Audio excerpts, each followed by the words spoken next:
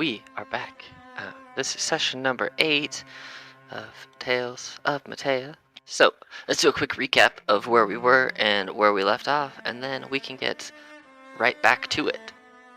So, last time, our party found themselves waking up from a nice, welcome night of warm, dry rest at a small village outside of the town where they had put the ghosts of the children that they had met on the train to rest, bar one. Upon waking up, they were given breakfast. They were treated effectively to like a hero's welcome. While breakfasting, Dragon spent some time with the children, training them a little bit, kind of having some fun and some games, while the others kind of took turns, had some conversations with Kathy, the leader of the town, or helped assist in making sure all others were fed and prepared for the day. Through conversation, you guys learned that the shadow flu is something that was coined from a disease that was created by an old member of the city before it was destroyed, named Alistair Alibro, who they evicted from the town forcibly. They hadn't seen him in quite some time, but there have been rumors and some sightings, and obviously a couple members that they know of that are starting to suffer from the shadow flu, which does seem to persist through death, as well as the child that you met that had it was a ghost. You don't know if he still suffers from it or not, but you know it did, in fact, proceed into his death. After talking to Kathy about Alistair for a little while, she asked if you could go and investigate and potentially take care of the problem as to make sure that no others suffer from the shadow flu or would suffer from it in the future. You guys all graciously accepted, and were given enough rations to make it about halfway there. She did warn that the area in which you guys will be traveling east for about 2 weeks does have this really strange aura and fog about it. It doesn't necessarily seem to be the most livable of areas, but she herself had not been there, and she's just going by word of other travelers. Dragon gave her a sigil prior to leaving the town with the rest of the group. You guys traveled for the better part of a week when you encountered a large dire troll chasing after a 4-armed gorilla, which you managed to avoid full combat with. The gorilla itself ended up being killed by the troll, and then you eventually just outran the troll using some of your summons as a distraction to get away. You guys got away and finished your first week of travel without anything else too chaotic ensuing. And that is where we find ourselves now, on the road, about a week into the travel. You guys have about a week to go before you end up in the general area where she said you would be. So this is where we find ourselves, waking up on the morning of day number 8. What would you guys like to do?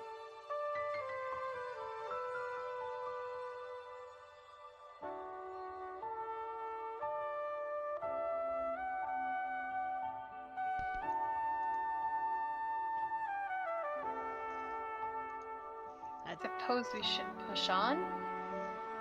I would think we're all Mhm. rested now. Investigate. Move forward. Watch for signs of scary trolls. Yes, that was not particularly joyful, and I would rather not run into one of those again. I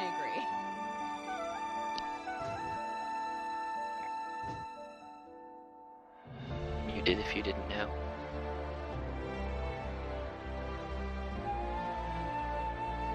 I know, I have nothing to add. Okay, just making sure you know. Alright, so you guys start your journey for day 8. Is there anything as far as tasks you'd like to try to accomplish while traveling, whether that's trying to investigate and find certain things, throughout the day, taking short breaks now and again. Things you want to practice, anything you want to do, or do you just want to push through the traveling for a couple days? I do want to keep every night sharpening my glaive. Sounds good to me. You can go ahead and use one of your stones every night to work on your glaive. Okay. So we'll basically say by the end of the journey, by the time you get there, you will have used 14 stones. So, 14 uses or 14 stones in total? Because I think we said each whetstone has 3 uses. Oh yeah, 14 uses of Got it. stone. So however many stones that ends up being, probably almost 5. But Got it. if my math is right, which who knows. Yes. All right, so and you guys travel through majority of day 8. Nothing really. And it's a nice, temperate, kind of calm day. Nothing really goes awry. Make it through the night, nice and rested. You guys wake up for, we'll just say for day 9 and day 10, about the same thing. Anything you wish to try and accomplish during these next 2 days as we jaunt through the woods? I guess I would be scouting and practicing flying on Iggy. Okay. It's probably not something I'm great at.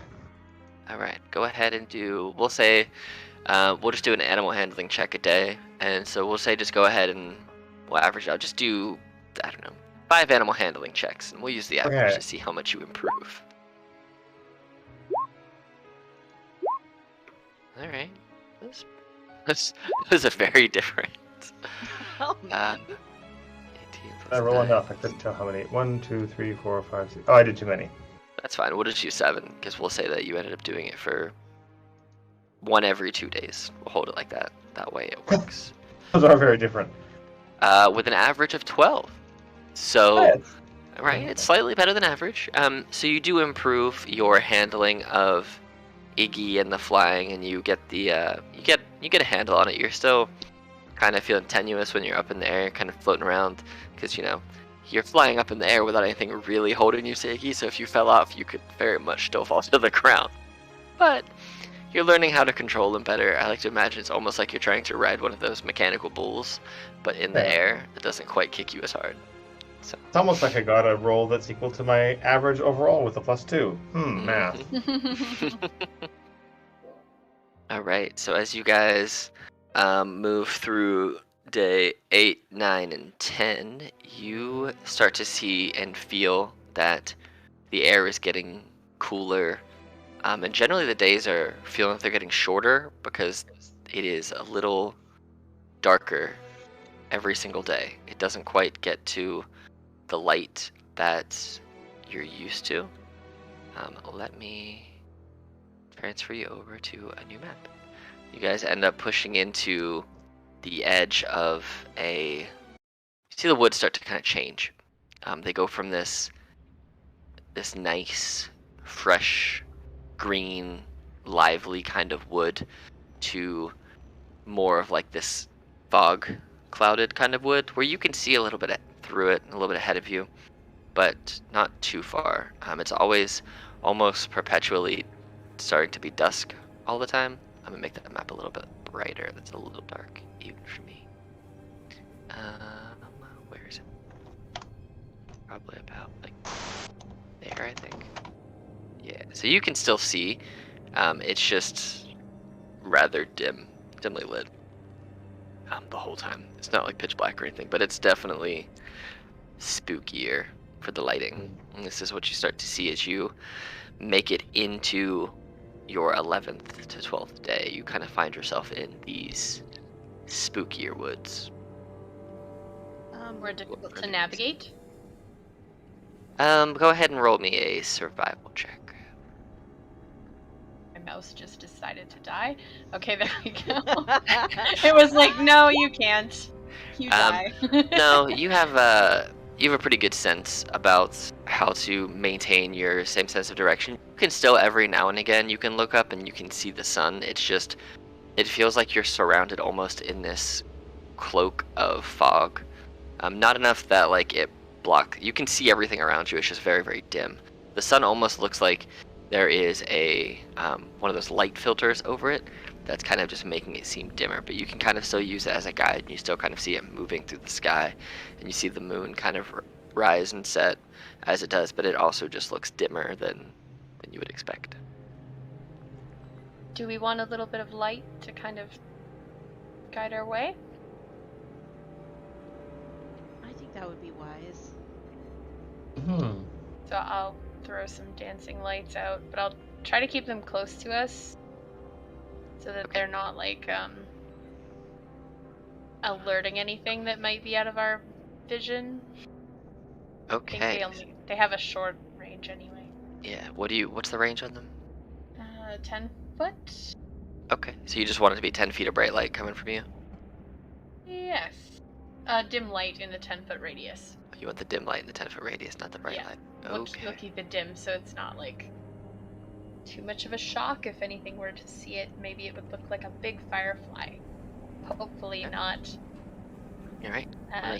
Hopefully that's not your 10-foot of dim. Yeah, perfect. Okay. We'll use that. All right. What do the rest of you wish to do? Anything in particular? Naomi will walk to her compatriots and put a hand on each of their shoulders, very, very softly say, "Stay on guard, be safe, act wisely," and I will cast a 3rd level aid on everyone. Ooh. There we go. Everybody gets 10 HP added to their maximum, and they're healed up to that for 8 10 hours. HP, right? No, it's true HP. So if your maximum, which I think for you is 58, it now increases to 68, and you can be healed up to that for the next 8 hours. I hate keeping track of this on D&D Beyond, so I'm just putting it in a separate bar on my token. I was gonna say it's easy in D&D Beyond. How? If you click on the hit point and you just go to... Oh, no, I know that. I don't like Max removing HP my current... modifier, or is it override? I don't like changing my current health if it's not permanent. It's 8 hours. It's 8 hours It's permanent. 8 hours It's not high. Yeah. So when Yeah. you No, I hit know. I'm still long not rest- changing it. I'm keeping it in a second bar. That's... I don't like doing it in D&D Beyond. I like knowing what my old health was. Well, it'll reset at long rest when you do it, but that's cool. Whatever you want to do. I would do this then, just so you know what it is. I would just change it on the green to 115, unless you just want to track both, because that will keep coming back. Your 10 will come back. That's probably Cool. better. All right. So my health isn't So, right here. let's It should be 60, so it now should be 70. Yep, there we go.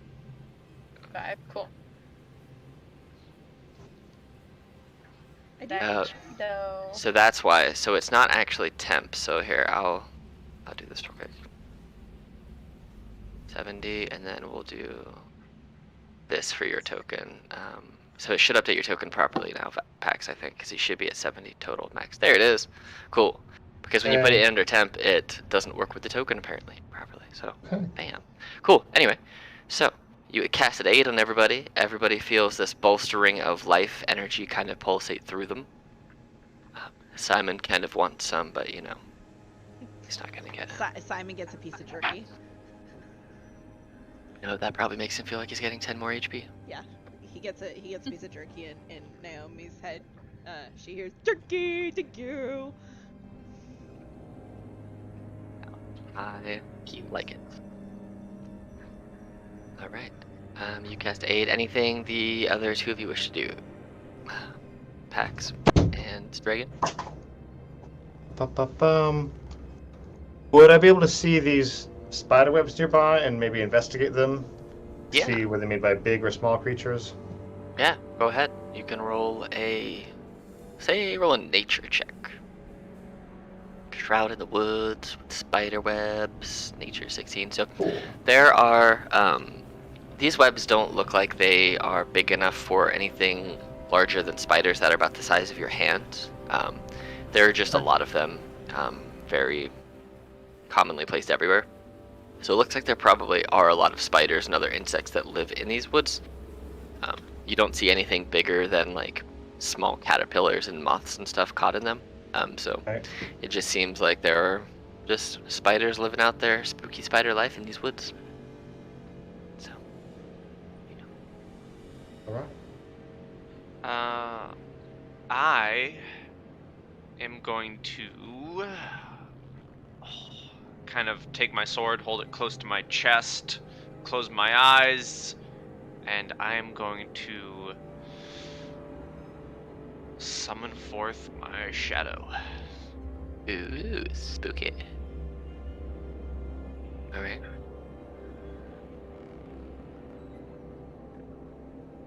So as you guys do these things, at this point it's probably about late lunch, probably 12, 1 o'clock in the afternoon. So it is a little dimmer, but not like dark yet. So you guys can either push through for the rest of the day, you can try and camp out here and do some resting and relaxing for the rest of the day. It's up to you what you want to do. What you think?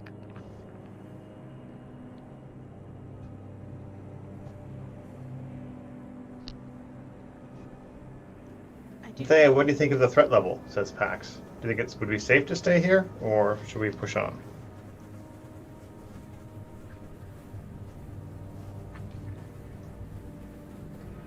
You guys can all do perception checks if you want to try and assess threat level. Sure. Yeah. Why not? Alright, so between the two of you with your with your 18 and your 20, thank God they're here. Yes, because you guys see nothing, even with a +3. You do see that there are different sets of animal tracks and prints that are kind of all around this woods, kind of everywhere you look.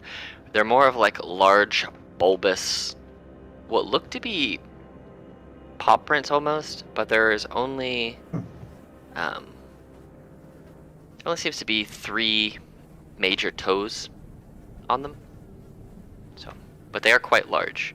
The paw prints themselves are about the size of 1.5 adult male hands, and you just Maybe bear just kind of size? see them. They're bigger than a bear, a little bit bigger than a bear. Yeah, so you kind of see them here-ish to here, kind of just generally all around, and no like real specific patterns, but it looks like something frequents this area, or at least has been through here recently. Okay. And we can't seem to determine which direction it's gone.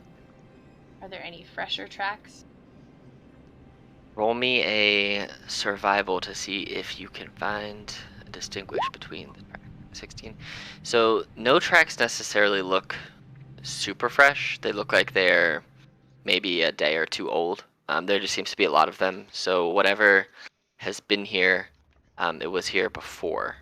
It looks like there may have been more than one of whatever this is, because some of the tracks just kind of overlap in strange ways that a single foot couldn't do.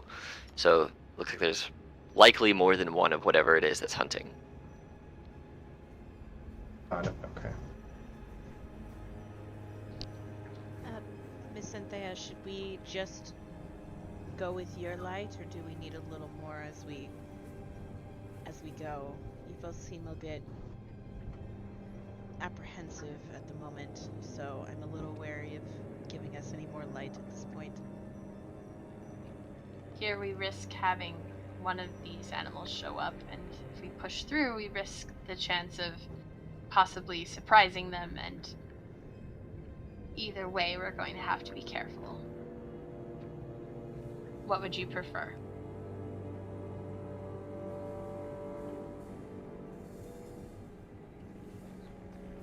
I would think that pressing through would be best if...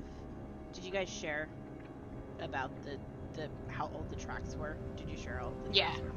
Oh, I assume so, yeah. And judging by the time frame, if they are hunters and this is their normal hunting ground, they'd probably be back on rotation coming through soon. So either way, we'd be running into them, but I do think hurrying through would give us a better chance of possibly not encountering them, or being able to avoid the encounter if we're able to spot them off in a distance. agreed. I don't like the idea of being sitting ducks. I agree as well. If we are close to our target, we should keep moving. Likewise. Agreed. Alright, so you guys push through for the rest of the day. You'll be on this map for a couple days, so you guys can place yourself wherever you to place yourselves on the map.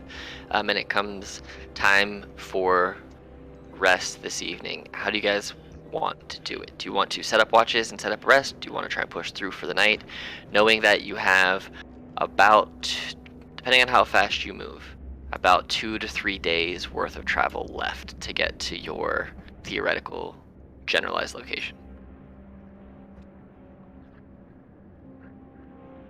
Sir Pax, I have an idea. Hmm?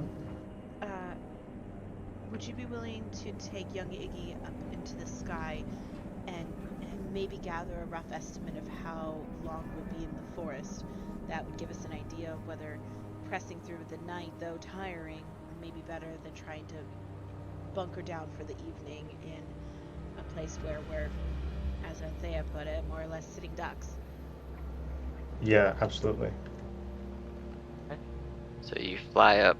It takes a bit to kind of finagle your way through the canopy of the trees. You have to fly a solid 30 feet up before you even get to the base of the canopy.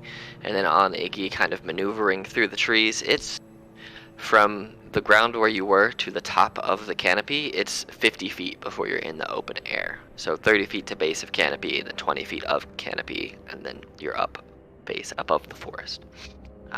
Go ahead and roll me a perception check, and we'll say at advantage because you are up and above. 22, thanks. Yes, advantage. So as you fly up, you see that as you break the canopy and get out into and above this forest, the sun is starting to set enough where light is starting to wane, but you do have enough light left that you can see out all around you. And looking out all around you, it seems that the forest goes on as far as your eyes can trace in the eastward direction, which is the direction that you are headed.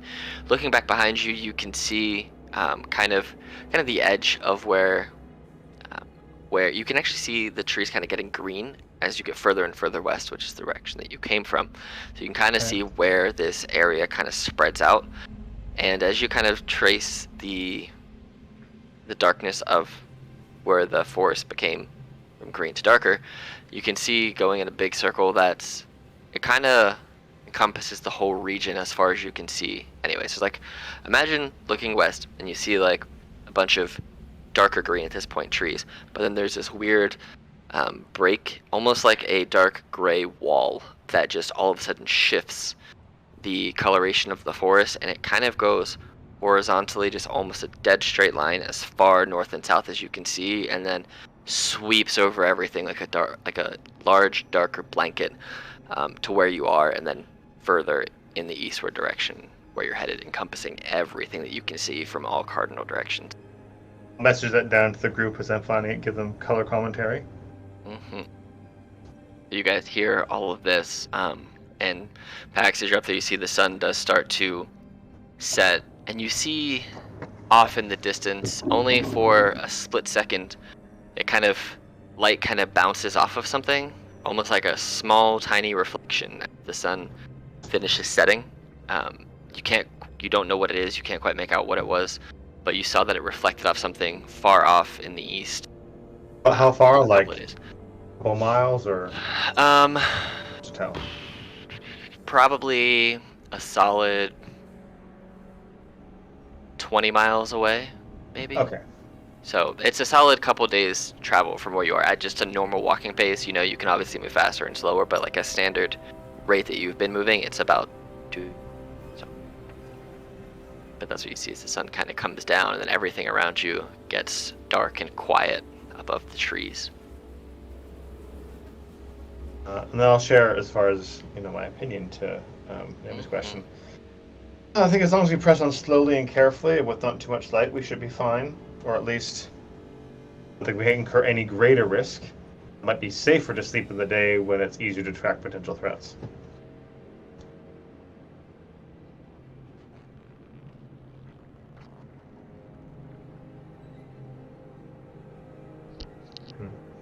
I think that's a valid point as well. We would just need to tread carefully throughout the night. We don't want to tire ourselves out too much. Okay. You guys gonna try and push through the night and then sleep during the day? Pull the old night shift job change? Says the night shift worker of the group. I can confirm true levels of exhaustion. But is that what you guys wish to do? Push through the night, or are you going to rest for the night? And I mean, I can push through the night. Miss Through the Anthea, night, yeah. does that sound like something We that could you'd do, like to yeah. We could do that. I think that works. Okay. Sounds safer. So as you begin to push through the night, we'll go. Here's what we're gonna do. You have to do Constitution saving throws to obviously not gain exhaustion. About halfway through the night, you start to feel kind of tired because at this point you've been awake since early morning the previous day, and you're pushing through past the normal time where you would bed down for rest. And you're at that point where you're just kind of sitting there and your eyes get tired. You kind of weave back and forth. You gotta shake your head and slap yourself a couple times to stay awake. It's about, we'll say, 6 hours from when aid was cast, and you got about another 2 to 3 hours before you're at like the extent of what you would be able to travel before you have to rest, or roll more. So we'll roll our first Constitution saving throws for exhaustion, DC 15. So everybody give me those con saves, please. As a reminder to everybody in the circle, you get a +3 to your saves. With a minimum bonus of +1 So exclamation mark and template symbol. Their name Naomi Hall. So Pax fails even with the +3, and Thea fails even with the +3. You're both at 10. 15, Naomi, you pass. Mr. Dragon. Don't look at me, man. What? Oh yeah, can you not be exhausted? I forget. I don't need sleep.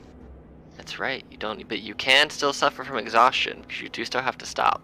You might have to sleep, but you still can't keep moving consistently without your body tiring out. So we'll say because you don't need sleep because of your race, you can do it with advantage. Okay. It's con? Yeah, con save. Yeah, you're fine. You're just like dum bum bum bum bum. I'm so spry. Look at me go. Maybe not exactly like that, but you do.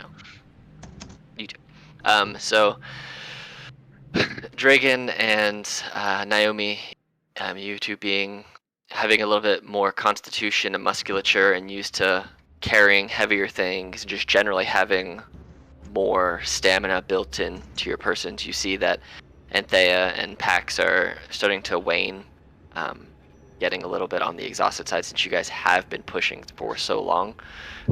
So you guys can continue to push all the way through into the middle of the day if you want. But as you start to approach the end of the evening, go ahead and Dragon, roll me a D100. Ooh. Okay, cool. As you guys are kind of stopping every now and again to catch your breath, kind of figuring out when's going to be the best time to rest, you kind of see just the early slivers of light kind of push through the tree line. But you also see, as you're looking around and kind of letting the other two catch their breath. Let me check one thing here. What's everybody's passive perception? 10. 14, 18. 14. 13. Okay. As you guys stop for a quick second to catch your breath, Pax, you see it first. You see that the footprints that you had previously seen back at your original your original place where you stopped when you flew up into the air, you see that they are in this area. They do look more fresh, and you start to hear with your really high passive perception just a little bit of squelching in the mud. Kind of give me a d4 roll, Pax. D4. Okay. Yep, you, and it will be at, yeah, it's just a d4 for directional purposes, but yeah, you and they both have 1 level of exhaustion from your failure. But you hear coming from behind you, from the west, the heavy squelching of footprints in the mud just outside of your visual range. They're kind of, it's coming from back in the tree line. You start to hear the... I'll message that to everyone that I've heard that. Use Psychic Discord. Exactly.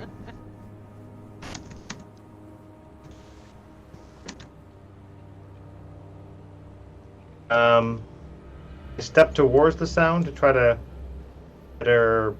From this direction over here, yeah. I'll step towards the sound and maybe send Iggy in front a little bit, kind of defensively. Okay. See what we see. As you start to step in that direction, you kind of focus for a little bit, and you hear that there are more than just the one. You hear, and as you kind of focus a little bit more and more, you see these like 6 tentacled figures with like these weird spikes and tendrils kind of poking through the darkness. And as you look a little closer, you see that they have eyes on the end of them. And as you kind of focus a little bit more, you can see, before they step into view, I'm assuming you're narrating all of this to your party? Yes. What do you want to do as you start to see them break through the woods not far from you? Step back and have Iggy step back a little bit as well, so we're not super exposed, and cast. Do.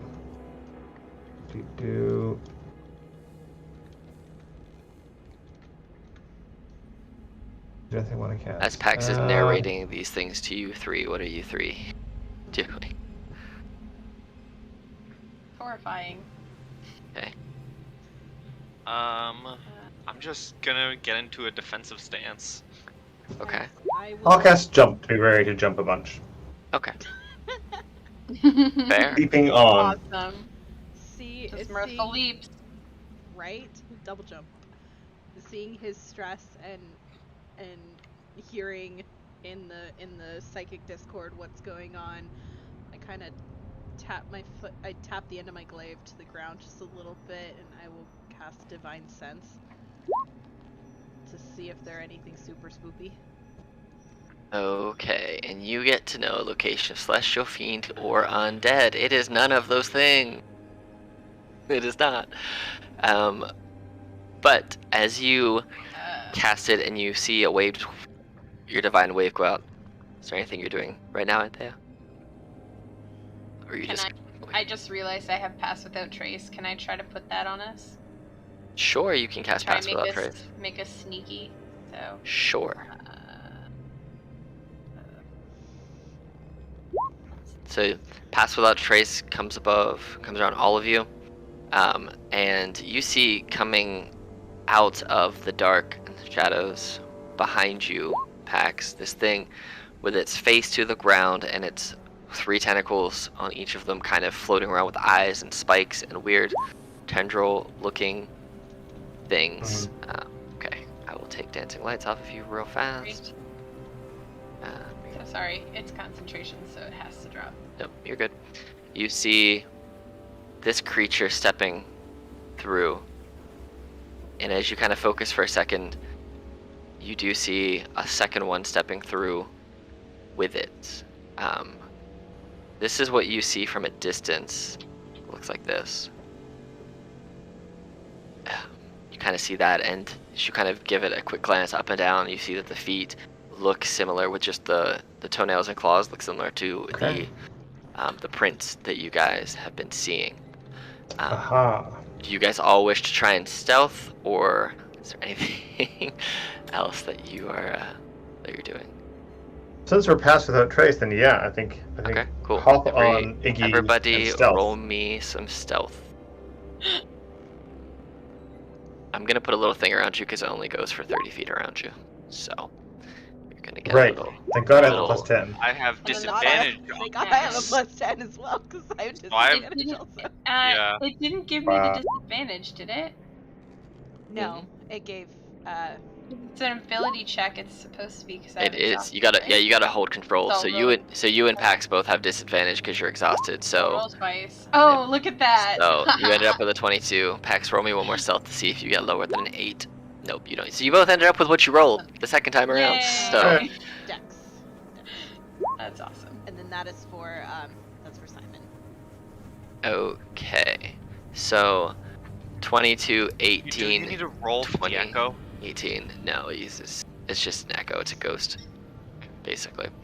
And then 25 for Mastiff. Cool. And Iggy's flying too. So, all right. So these things, you see their faces towards the ground, and their tendrils kind of floating all around, flying all around. And let me see if they make sure I get these stats up right. Dun dun dun. Oh no, I can't do that apparently. Here's what I meant to do. Let's see if this works. Haha. No. So they are you see them kind of just walking, and they seem to be following your footprints. They seem to be just smelling the ground. They don't seem to be taking any hostile action in your general direction yet, but they are walking in your direction. Slowly but surely they're sniffing, and you see, now that you look a little bit closer, you see that on all 3 of these tentacles they have from their body, they have a couple of eyes on each one, so they're kind of tracing all the directions around them, they basically have no blind spots as far as what they can see. But their face seems to be on the ground, and that seems to be where their nose is. It seems to be that they're following whatever they have smelled. It almost looks like what Simon looks like when he's tracking something with his nose. It's like they're tracking something by scent. But yeah, they're slowly approaching. You guys still have time to do whatever you want to do. What you thinking? Is there a way to? Is there a check that could possibly help us know if these are hostile creatures or not? Have we seen these before? You guys can all roll. Can I roll like an insight check to judge their body language? Those of you who want to Like judge the body language can roll insights, and those of you who want to try and see if you have read or heard about these things before can roll history or nature checks. But remember, all your ability checks, Pax and they are at disadvantage Oh, because yeah. of exhaustion. Whoops. Oh! Oh, Burn all your 20s now. I think history's No. covered, or nature's covered, so I'll do insight. Okay. Ooh, nice. So, as you're trying, like, I mean, you're looking at them, but they're not any of the things you can detect divinely. So they are these weird monsters that you haven't seen before. Both Pax, you have never seen these before. Anthea, you've heard of weird, different dimensional aberrations that sometimes pop up from time to time, and they're not necessarily the easiest things to get along with.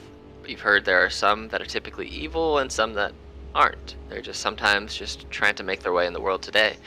But you don't know. These ones you haven't specifically heard of. They remind you of other monsters that you have heard of that float and have multiple tentacles coming from them, but these aren't those. Kind of remnant of what you know to be a beholder, but not quite that. This looks very different, but has some similar physical attributes. With your 22 Dragon, you're focusing and you're looking at them, and you hear something in your head, and it's just like a passing thought that feels like yours, but you know it isn't. It just says, "I can smell dinner. Where's dinner? We must find it." You hear from another, "You're right, you're right, you're right. It's this way. Let's keep going. Let's keep looking." But it doesn't feel like it's something that you can respond to, but you can hear some thought process that isn't yours. Huh. I will... It feels eerily familiar to when Pax sends messages. It has that same kind of feel. Okay, so I will, if Naomi is next to me, I'll kind of very slowly lean over to whisper, "We may have to stand and fight. They know we're here. If we keep moving, they'll just keep tracking us."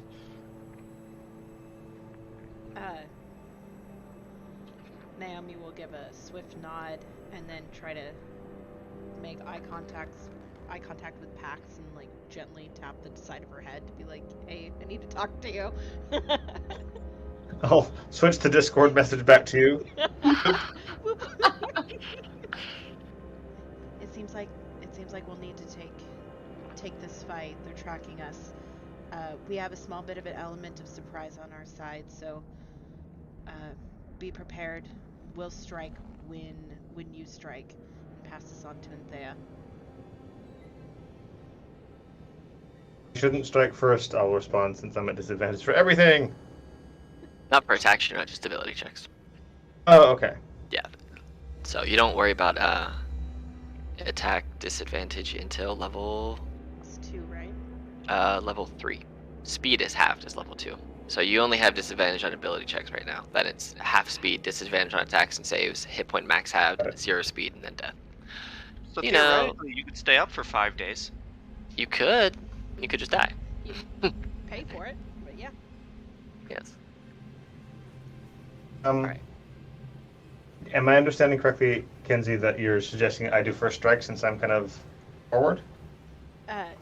Yes. So between you and Anthea, because you're magic casters, the idea that Naomi has seen you guys do is that you guys can control the battlefield while they go in and hit. So basically, build control, and then we go.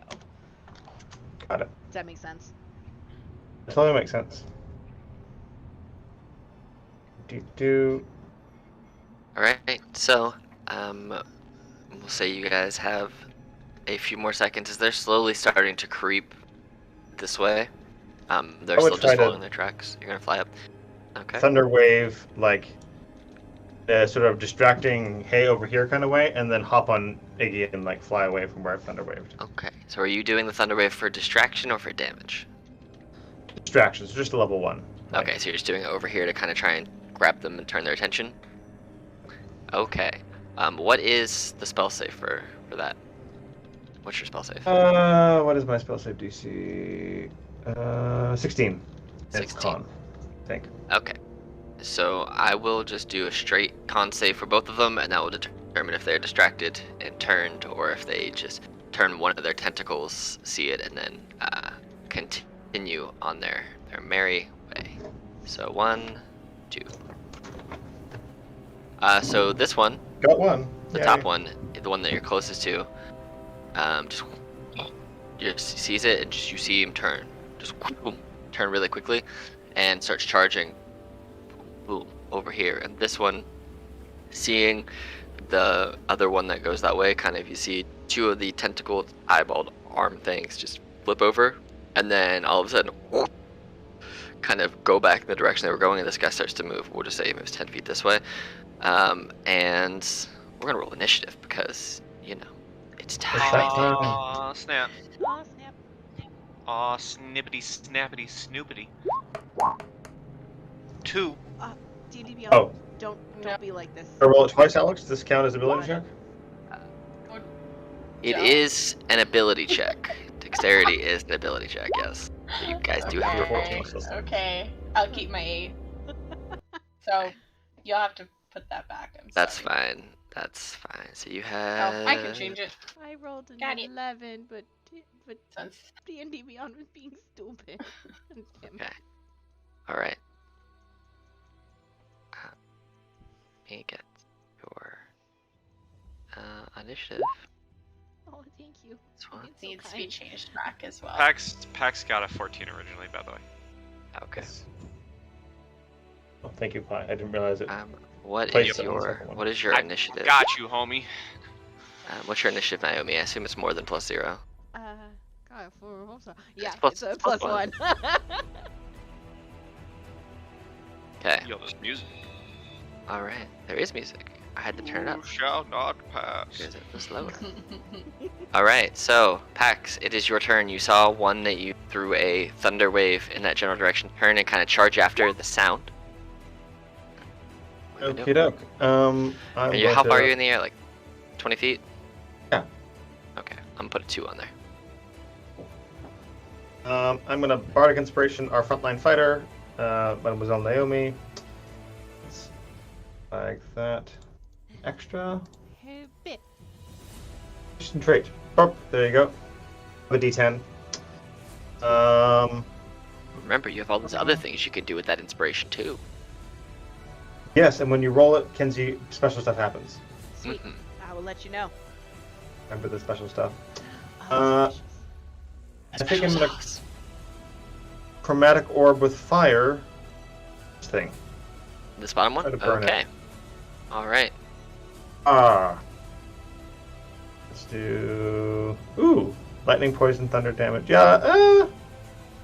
Let's do thunder. People aren't typically resistant to thunder.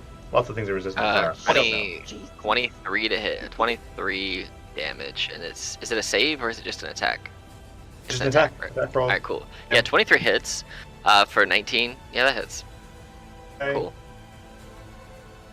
And that's me. Fly back a little bit. Kind of make sure I'm not in the way of frontline fighters.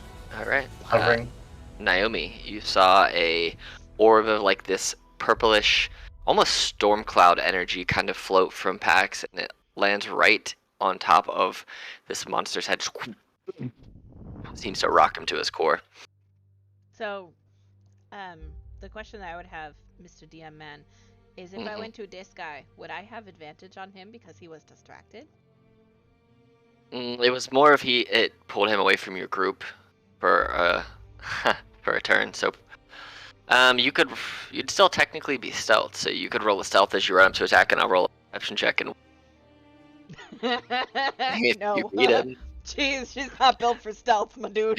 No. you have a +10 still. I do, still- but I'm gonna be outside of the radius when I get No, to him, right? not really. No. You see where it is on her? Here, I'll change the color. You I won't can't, be. No, you won't be- I there's can't no- see her. Oh. Yeah, it's Well, I much can shown. see her, but I can't see the circle. Oh, okay. Yeah. So you wouldn't be outside of the range. You would be like right on the ring. That's very helpful. Oh, I thought you could see it. Sorry. No, I could not.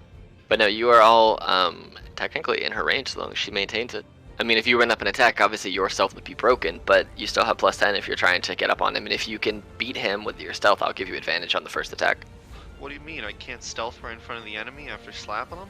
No, when he has 3 tentacles worth of eyeballs, no. I'll take it. Sure, DM. I'll take that. I'll go to. Okay. I'll go to this. Okay. I'll go to this whale.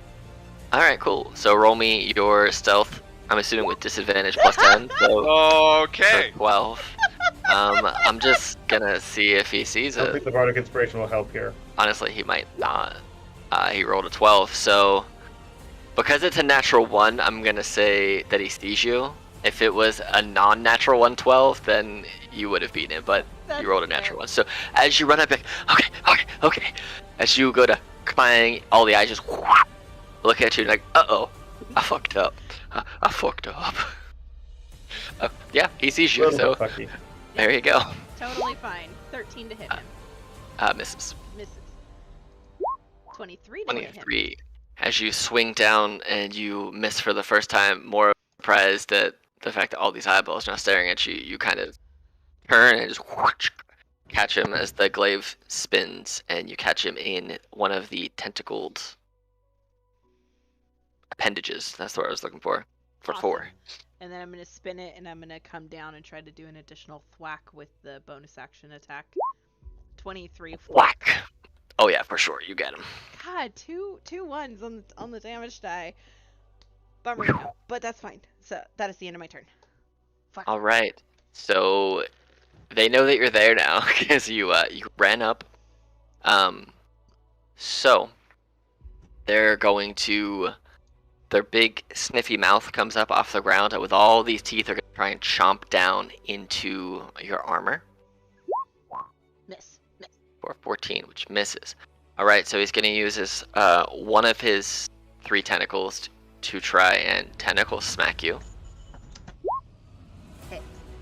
So he hit, and you are grappled, and you take that total damage.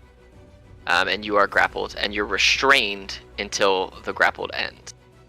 But with the other, with that same tentacle he's grappling, he's going to pick you up.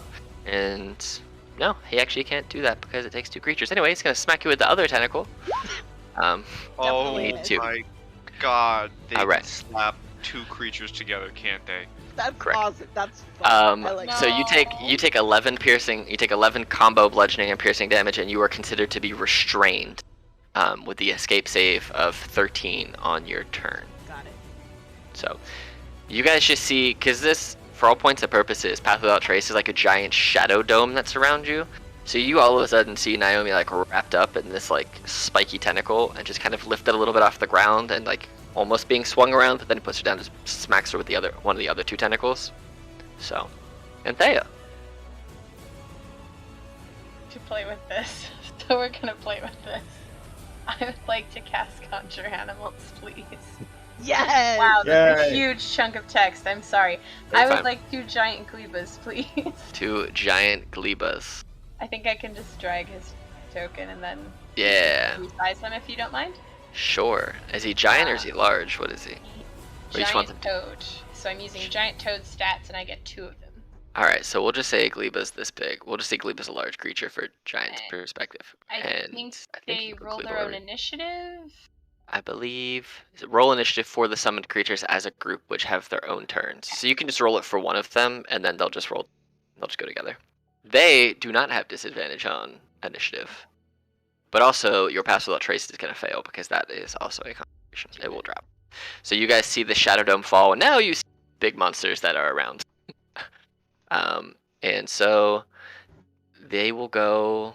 Well, during the next round, they will go after Pax. So these 2 giant glebas are just up here. Can I? Let me just see. How far can I plop them? Within 60 feet. Go here. Sorry, I just kind of threw them wherever. So You're fine. You can have them summon wherever they summon, wherever you want. Yeah, they're gonna go right behind these guys. Go Okay. Go right there. Go flank it. Oh yeah, flank it. Sorry. All right. There we go. Okay. We'll Cool. get that guy kind of in flanky spot too. All right. So is that your turn? Yes. Yes, it is. Okay.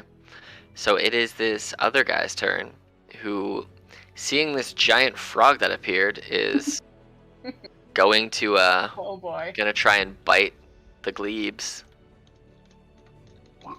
I'll make sure he's in range to bite the glebes. And does a 12 hit? Be like right here to. He can't actually be on top of each other, but you know. AC is 11, so yes. So Gleba takes 11 piercing damage, and roll a DC 50. Actually, can Gleba be poisoned as a giant toad?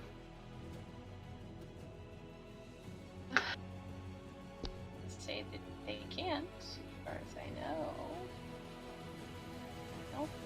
Doesn't have If any. they- I was gonna say if they can't be poisoned, then yeah. So they can be poisoned. Yep. Okay. Cool.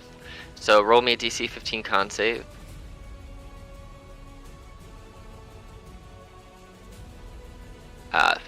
Made it. All right, cool. I'm gonna add Gleba's HP on here so that we see them. Yeah, if you don't mind. Sorry, I was just trying to do it on paper like an idiot, and Cool. we have computers for this. Thank you. Yeah, we do. And their name is Giant Glebes. Giant glebes too. All right, and Giant Glebe took 11 piercing. Cool. All right, so this Glebes got bit, and so with it still being this monster's turn, it's going to try and smack this Glebes with a tentacle. It misses. It's gonna try and slap it with another tentacle. Oh, it hits. So 22 hits for 10 damage, and this Gleba is considered restrained. So I'm gonna put some little fun symbol on here. You're net. So you are all. This Gleba is restrained to this monster. Tentacles. So both of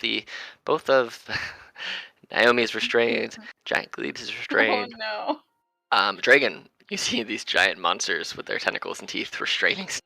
Yeah, this is interesting. Uh-huh. So I'm going to first of all charge forward. Okay. I don't know if I can be right here for flanking.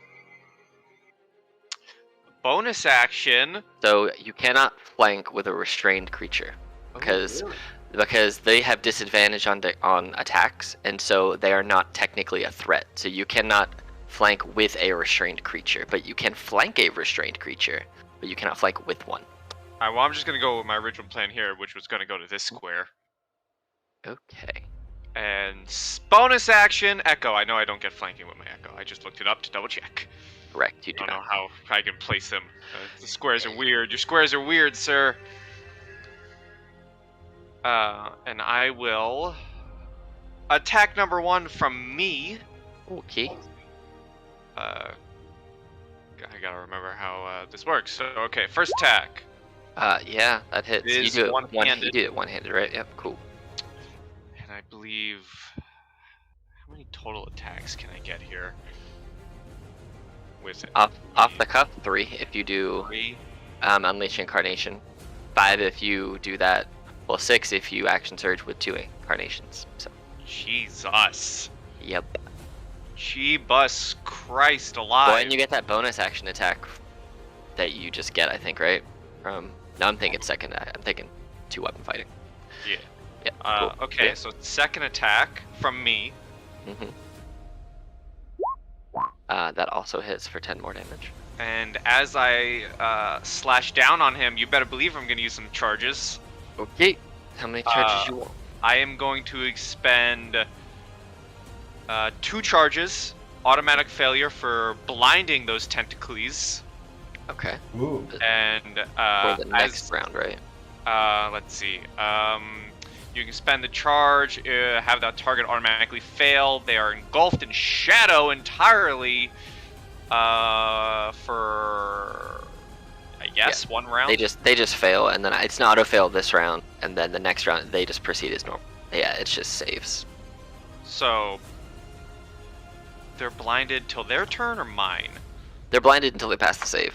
Okay, okay, Gucci. They just So- don't have a save against it right now. So as yeah. I slash down, I don't shout out, but I say just out loud, "Let the shadows overtake you," and then I slash downward, and then I unleash incarnation. Okay. And you have advantage with that one because he's blinded, so he cannot see you. And this is from my Echo. My Echo gets advantage? Yep. Woo!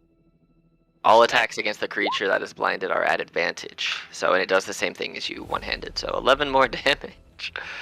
As you whip down, as you like hit with your sword initially, you see that the shadows, almost like shadowy snakes, come out of the end and just like spiral up towards the end of the tentacles, the ones that are wrapped around Giant Gleba and the other 2, and almost like a blindfold just wrap around all of the eyes on each of the end.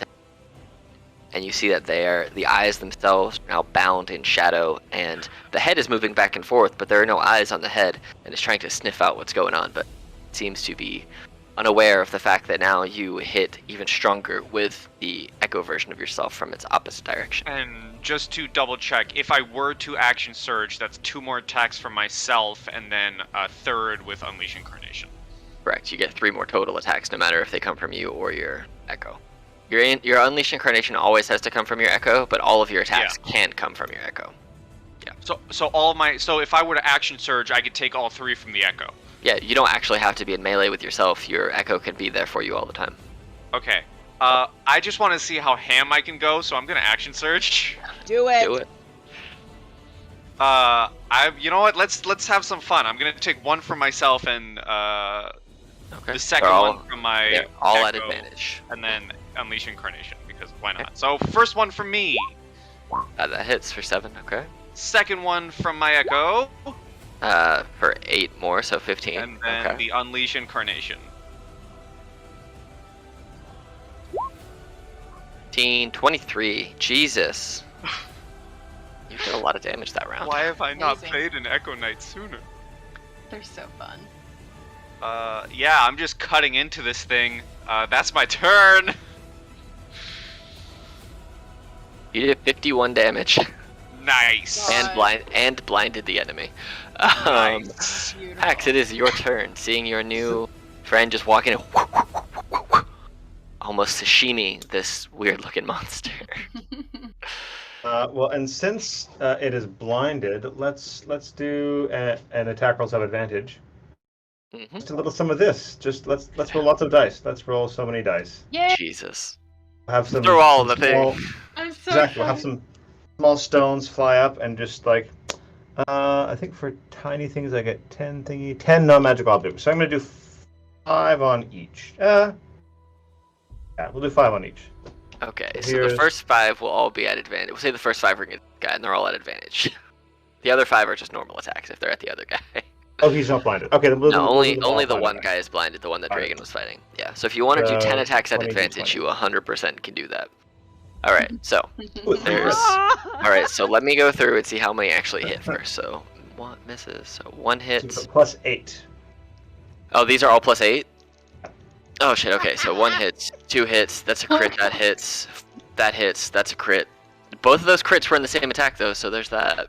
So 1, 2, 3, 4. No, they weren't, I lied. 5, 6, hit, They all hit. hit. Alright, they all hit. It's dead. It's, you know what though? Here, roll me the dice. So roll 7 of your attacks as normal attacks plus whatever 7 times your thing is. So Would be a total of 7 plus 3 is 10, so it'd be 13 attacks basically. 13 damages. 13d. What is the d4? I think for the little guys. what does the spell say? Because it'll be 7 times. Let me just see here. You got the spell put up. What's it say? Shoot, yeah, there's a lot of attacks here. Hold on, I'll just pull it up real fast. Enemy object. So you get. So roll me 7d4 plus 28. And this is just your 7d4 first plus 7. 28. Okay. So there's 39 damage. All right, and then on the other 3, it's gonna be 6d4.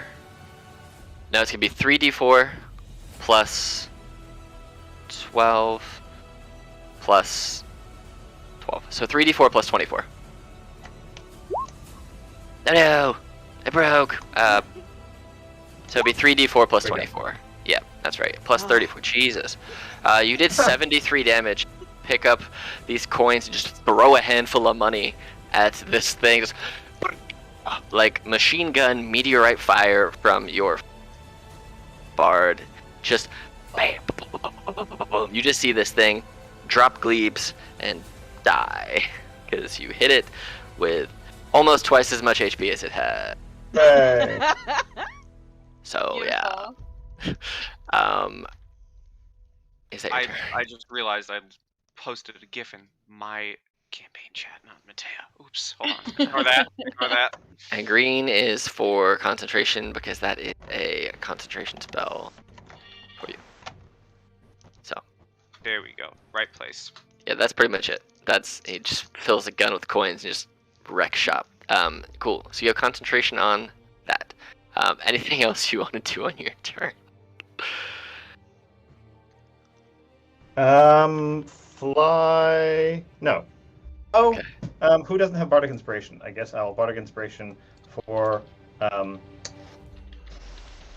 Dragon. Glebes. Okay.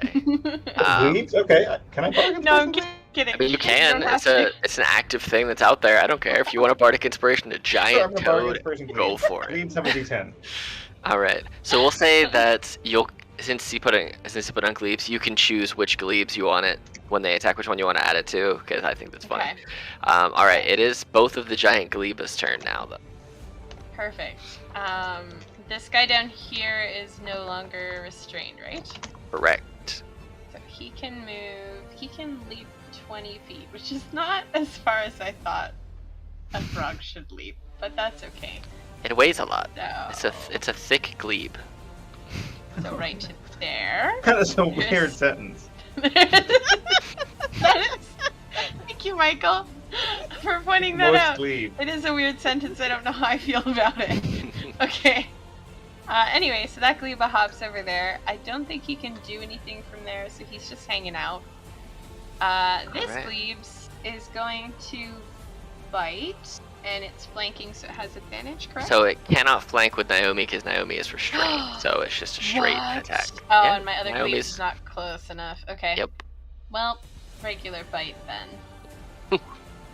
So, Fortunately, my you go turn. down to bite. And have you ever seen like a child or a person try to just gum something?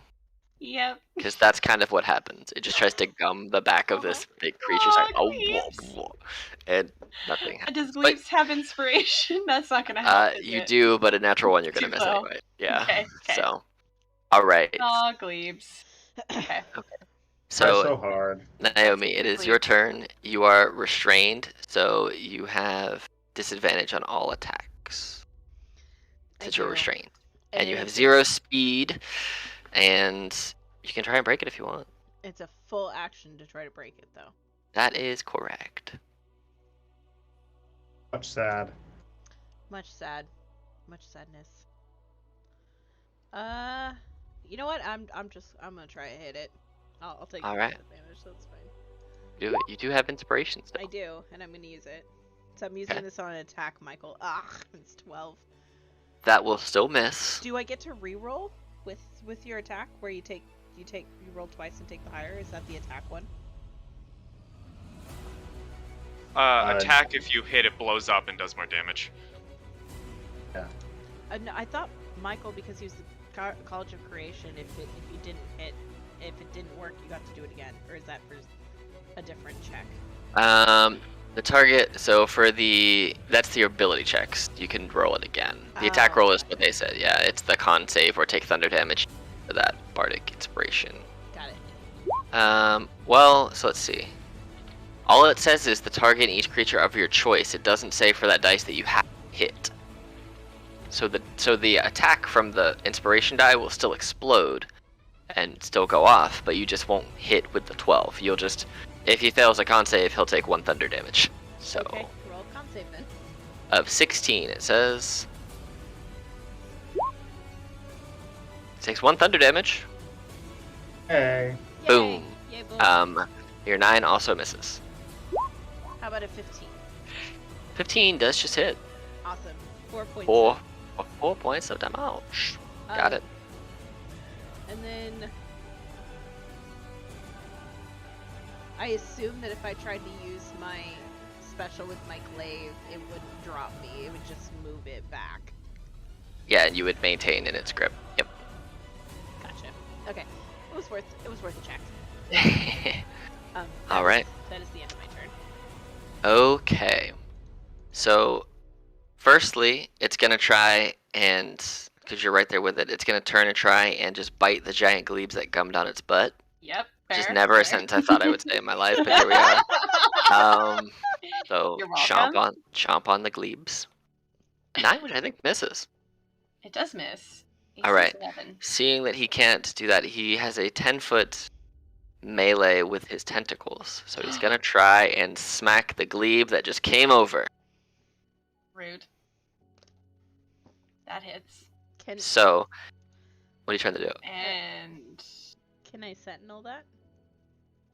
Sure, I'll let you try and hit him. Sure. Gleba is still alive, which is great. Excuse by me. 1 you. hit point. That misses, unfortunately, with a 13.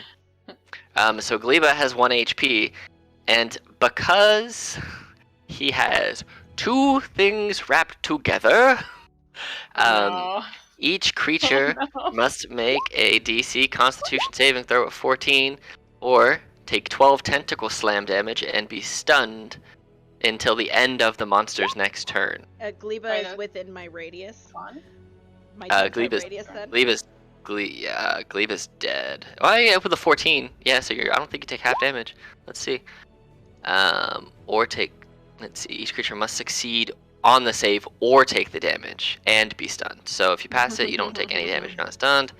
You take half the bludgeoning damage if you passed and stunned. So, as you guys all see this, as this monster has both Gleba and Naomi, raises them above its head and takes Gleba and smashes Gleba into Naomi, taking half damage, exploding this giant Gleba all over Naomi. And for the blood and the ooze that is inside of this giant Gleba, it quite literally stuns Naomi until the end of the monster's next turn. So Naomi, you are considered to be stunned. So until the end of its next turn, and this Gleba is dead. I'll put you over here. Yeah. Now you have a dead squished Gleba guts all over you. I'm too frozen. I'm too stunned to care. Anthea, you just saw dead. Like, no. you just saw your giant beloved summoned Gleba get exploded on top of Naomi. So unfair. Okay. Token of Gleba. It looks like they're done with everything. That is a done with mood. life. That is a mood. Mood. I think I can. Let me just see. I don't know if I'm in range for things. Oh, I am. Hello. Let's try to blight it, I guess. Oh snap! Oh, Might as well. And Than's like, I'm done with your shit. So, okay. Takes half, so it takes 17 necrotic damage as you just pew. Okay, yeah. I suck the life out of it a little bit. set. And let's see. My action. I'm gonna stay where I'm at, I think, for now. Okay. Yeah, yeah. I think that's all I'm gonna do. Alright. Dragon. Yes, hello. Question. Mhm. Would this square be flanking? I'll say you could squeeze your way in there, sure. Okay. I just had to, I feel like I had to ask. Mm-hmm. This large, so, you know. I'm there's a gonna lot of go space there. back there. It's free action to move the echo, right? I think it can move. Yeah, as long as you're not teleporting with it, it can move as long as it's within 30 feet of you. I'll have to double check, but it might also just have the same move restriction as you. I think it has 30 feet. He's gonna go here then. Okay. First attack at advantage for me. Yes, 4-9. That hits, huh? Okay, Mhm. and let's have fun. I'll expend the final charge. Blindness. He has to make this one. He has to make the save on the hit. Was it a con save? Con save of 16.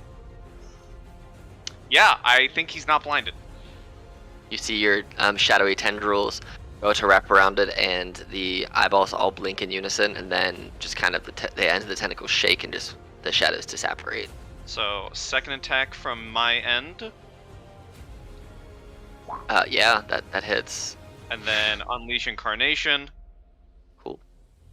For You have what? One more of those? Two more of those? I have one more. Cool. Yeah, that For hits. step. That's my turn. Cool. Pax, it is your turn. There's one more left. No one's taken too much damage. Correct. So I think, We're doing well. yeah. I think I'll save my Bardic Inspirations and fly back a little bit and just little Chronic War over here. Okay. A little. Let's do a level 2. Let's spice it up. I haven't done a level 2. Let's do cold this time. Alright. Oh. Unfortunately, you go to throw this chromatic orb, and you see that it's on track to nail it square in the face, and then the back of one of the eyes just bats it away and kind of reflects it off into the distance. It noped my orb, everyone. Oh, Yes, well. it is. It's just like, Rude. Not Ba-dum-chee. sees all the colors in the rainbow. Bats it away. It's like, no, I don't want to be cold today. Alright. Is that your turn? Yes. Alright. Bleebs. I'm just gonna try to bite and probably use inspiration if I can. Oh, can I flank this time? Yeah. You are flanked with Dragon. Yay! Misses. Oh, Well, no! That will miss. You do have your inspiration. And is it a D8? D10. 10. Ooh, let's see. 15 will hit, so it will take. Hey. Let me make the con save and see if it's gonna take that extra damage too. It does pass the save, so it doesn't take the damage, but it does take the 13 poison. And what happens when Glebe makes it? Because I'm pretty sure it does something specific. I think it's grappled if... Oh no, it passed the thing, so it's not grappled. That was the save for the inspiration explosion. So it let's see. failed the... It's just grappled. It just automatically is grappled. Yes, Yeah. it's grappled. Okay, But cool. it So it's can't bite grappled. anything else. That's All it. right, sounds good. Naomi, you just had a stunt thing. You just had this giant toad exploded all over your body, and you're just frozen in time. It's like In the psychic Discord, Pax just hears cold, cold, cold, cold, cold as the cold orb went by. Cold, cold, cold. all right. So this monster is going to try and bite you at advantage because you're stunned, and it has you restrained. So it's gonna try and bite for you, Naomi. Try and get through the armor. That 21? misses. Cool. So 9, and go ahead and roll me a Constitution saving 13, please. Wow, my natural ones tonight, guys. Okay, so, well, you're immune to disease, right?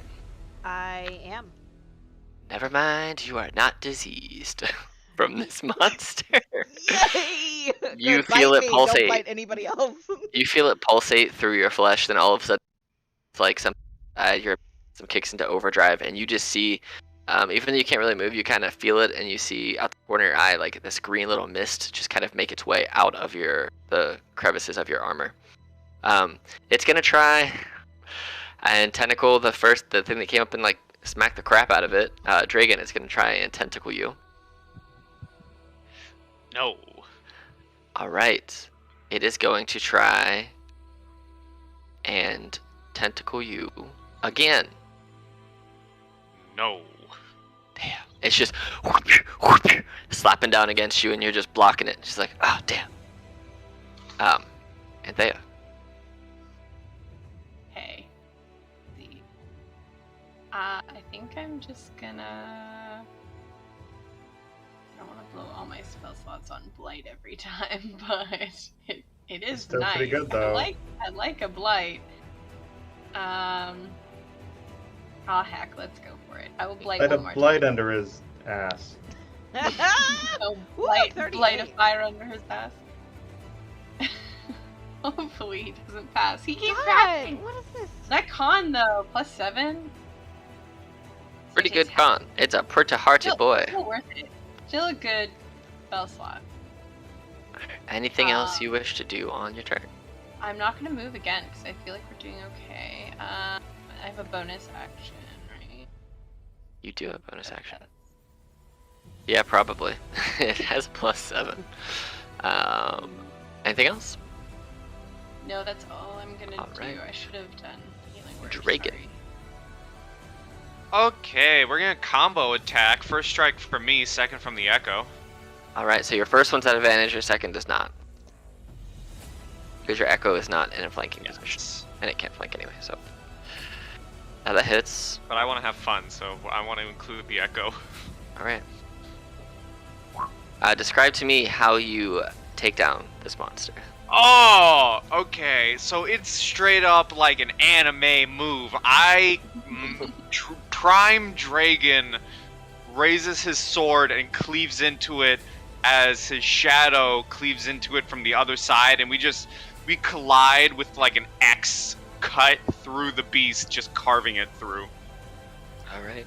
As you do, Naomi, the stun is released from you, and you feel and see these tentacles just fall down to the ground. Hooray. And then I fall to the ground, just with a thud on my back, This staring up at the, is at the sky. Very, very true. Ow. I forgot that you had your 10 creatures you could have attacked with bonus action packs. Your coins. Because it's a con spell, so you keep them for 10 rounds. I will put my sword out towards my echo, and I shall recall my shadow. All right. And also for the fun purposes of describing it, when Dragon's echo is out and walking, he does not have a shadow behind him. Interesting. But Nice. when the echo isn't out, his shadow is there.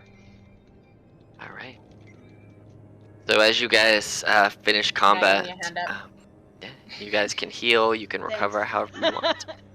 And A also, few minutes. like, I want to like help her get rid of the glebe goo. Sorry, I was hoping I could have done something to prevent that. Okay, you did a great job. Did a lot of damage. I was very distracted. Yes, I did wonderful. Sorry about the goo. No, I'm sorry about Gleba number. And she looks up at the one that's like up on the hill that's just staring down. And she goes, "Number 2? Is that one number 1? I'm not sure." Is there any daylight poking through the trees? What's the time of day? As you guys finish up combat and take a few minutes to ready yourselves, you see that the sun is starting to poke through, and it is starting to get a little bit more lit out. Not like bright or anything. It's about the same dusk level as what it was before, but it is not quite as dark anymore. It's morning time, effectively. I will, still kind of defensive position, look to the others and suggest, if we're going to rest anytime soon, I suggest we get off the ground floor and maybe take to the trees. We can fly there. All right. You lay on hands yourself and feel yourself get a little bit more healthy. You guys are setting it. Touch hands. Touch hands. You guys are setting up a treehouse? I recommend we make a treehouse. Well, Iggy can ferry us up and down. Mhm. It's kind of his whole deal. One of his Agreed. deals. His many Okay. deals. Let's do with it. that. It's a What- great deal. What are you going to sleep in the trees? The webs. A bedroll. I'm gonna make a hammock. Okay, go ahead. Make me a straight intelligence hammock That's trees. kinda cool. You know how. Can I justify survival? You know what? Sure. Oh, can I do the same? Sure. No, I don't. I sleep on You- the ground. You think you have you both think you have hammocks set up, and as you lay in them, you both just whop fall to the ground and just take 4 damage. Back on the ground. You're like, well, this is my bed now. I'm in a made bed. Can I do something mid-fall? Sure. Can I summon my echo in the tree, then port to him Sure. to possibly negate fall damage? Can I try to make a hammock out of the webs that are up there? Was that sorry? Can I try to make a hammock out of the webs that are up there? Yeah, absolutely. Go for it. Make a survival check. Can I just sleep on a tree branch? I mean, If you want to, yeah. Yeah, you make a hammock out of webs. Yeah! let's I'm just assuming chill on a Iggy tree could branch. just I will shelter tell you away that that's you're kind gonna of like wake a up in tree. the morning with 7 spiders on your body. Ew. Okay, well, Anthea doesn't mind. If Yeah. Pax will let me, She's a I creepy would girl. I would take another ride up on Iggy to get back in the tree with everybody. Oh, totally. And I think Iggy can probably arrange his limbs to be kind of bed-like, so, Simon's Alright. just sleeping like if you've ever seen a panther sleeping on a tree. That's how Simon's sleeping. This looks rather hammocky, so I'm gonna put myself there. Okay. So you guys bed down for the morning and daytime to rest during the day. As you're up here, you surprisingly get a lot of decent rest. You're not really bothered by anything. Every now and again, Anthea being on the spider webs, you get like some bugs that'll crawl across you. You have a bug that started poking you or a bird that poked you in the face once. But other than that, the morning and day goes by. Do you want The spider Bleach still makes out a or do you web want of her her away? mouth, and a monkey grab Oh, into it like an avatar. You're connecting what to the tree? I was wondering if a spider makes a web in your mouth, if a monkey might grab a bug in it, like they do in Avatar. Spider web in your mouth. Gross. I heard Avatar and I was like, wait, what? Am I connecting something to the tree? But yeah, so you guys benefit from the effects of a long rest. So get all your HP back, all your spell slots back, all your HP is reset back to normal now. So Then let's go ahead and take a quick. Your exhaustion levels are also reset. So Pax and they are not exhausted anymore. So let's go ahead and take a quick 5 to 10 minute break, and we'll come back and resume.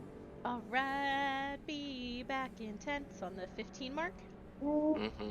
Be back in 10.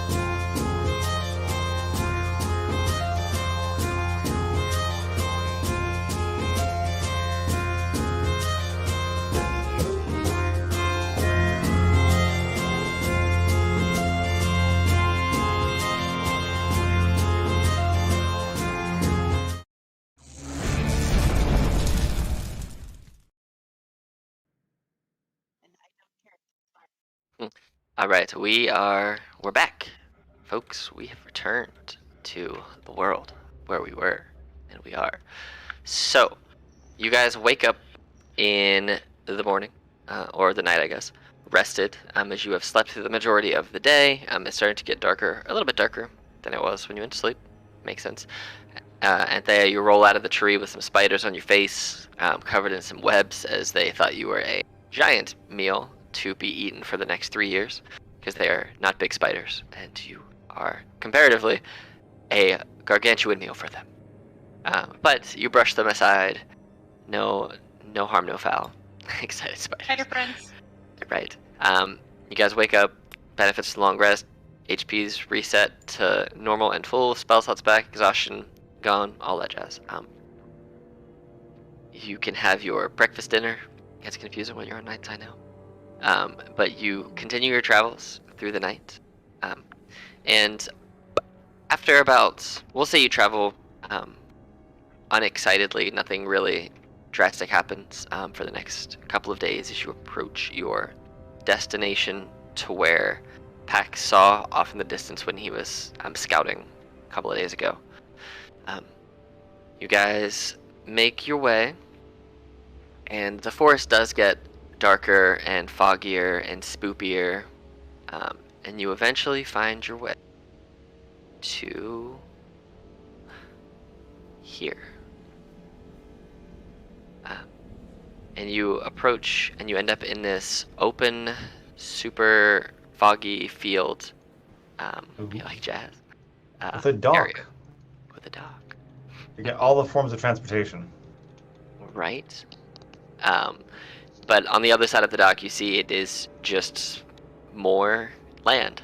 It's weird that they built a little bridge dock in the middle of this forest, but, you know, here we are. I mean, I can do that for you if you want. Here, let me help you out with the dynamic lighting. No, I'm talking about like the everything outside the map. Oh, Like the white bits. oh. Yeah. How's that for darkness? I mean that's good, But probably still lose Roll now. 20. Tower or Roll something? 20 needs a dark mode. Dark mode. No, just Hashtag the outlining of the map, how it's all bright white. Like, it really should Yeah. be black. It really should. Ah, that makes sense. I will accept it. Alright, I'm gonna turn this up a little bit just so you can see a little bit better.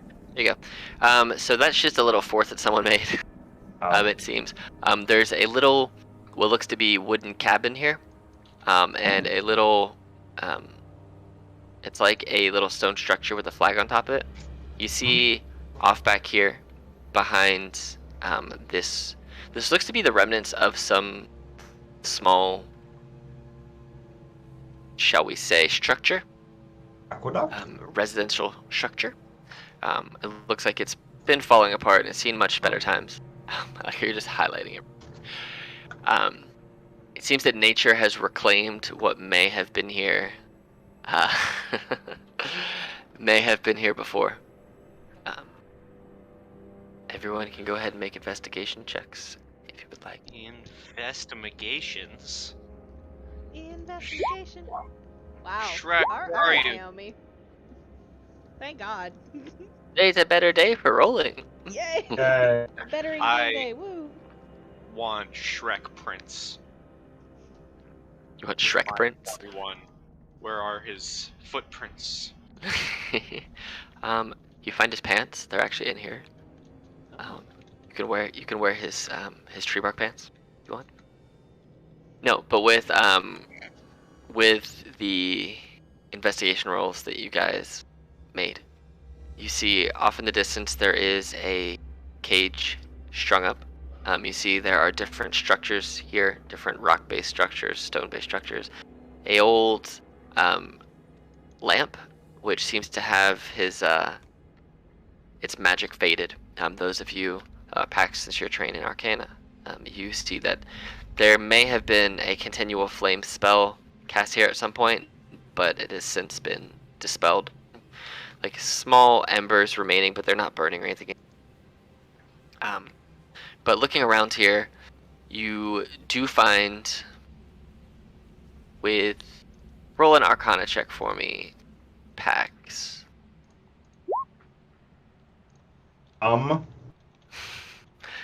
Roll it with advantage because you are Arcana. You did have a Yay. combination. All right. With your combination investigations and Arcana, you do sense that in this little hut, there is something, or some magical essence coming from it. As it feels like magic. Magic. Can I roll Arcana? Are you trained in Arcana? I have a +5 and proficiency in it. You know what? Sure.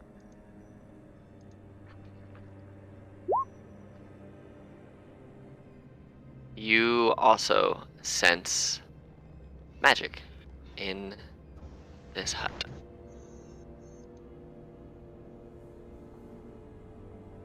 There's magic in their hut. Yay, man. This hut ain't big enough for the two of us. Is it? Okay. So, Naomi's gonna tap the butt of her glaive against the ground, and I will flash another divine sense. Let me check to see. Do. 60-foot poof. You sense the presence of. Did it tell you specifically? No, is that a name? You sense the presence of a fiend. Are you sure it's not an Empire Count Shot von Zarovich? It is, exactly. It is Count Shot. As she taps her glaive against the ground, normally anybody who's watched her do it normally sees her do three taps. She stops at 2 and then turns her attention to the group. She kind of goes, I'm picking up something, and it seems like it is a fiend of some kind, and it's in the shack.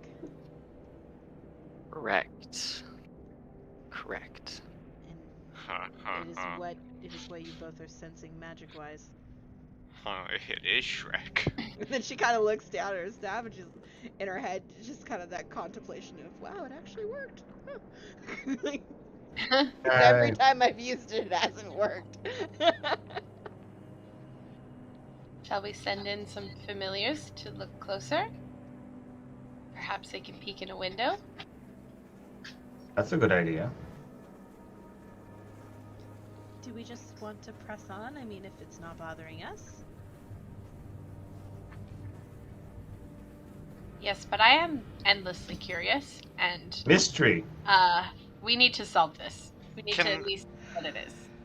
Alex, Mr. DM man, Mm-hmm. me, person, has a guess. Dragon doesn't. Can I potentially put magic and fiend together to try and determine what this might be? You can certainly try. What would you like me to roll? Let's say. Because again, me, the person, has a guess, but Insight. insight, I can do that. Can I do that? Let's find out. I don't know. Are you an insightful bunch? You know that there are magical beings that live in the woods, and it could be quite a few different things. Okay. Would it be theoretically possible to say that, I mean, he doesn't really have his memories, but would Dragon know the difference between different monsters or know different creatures? To a point. Maybe I'm not. What specifically are you trying to find out? Do you want me Again. to whisper? Sure. Okay. DM. I put Glebes on. I'm casting Find Familiar again just to get baby Glebes, but Glebes is small. Very small. That's Small what I'm groups. trying to figure out. I kind of figured that's what you're trying to figure out. And yeah, you have a feeling that's probably close to probably right. So Thank you. then, I guess I'm still asking: would Dragon be able to understand? Roll a history for memory. Okay. Roll a memory check. Memory check. Yes. Okay, so You don't know what kind, but you know it's in that category. Okay, well, I'm gonna huddle to the group, be like, huddle, huddle, huddle, everyone huddle. And Huddle, huddle. I'm gonna whisper, Really? it may be ill-advised to check this out. We very well could be finding ourselves dealing with a hag of sorts. Swamp plus hot plus magic plus fiend. Checks out.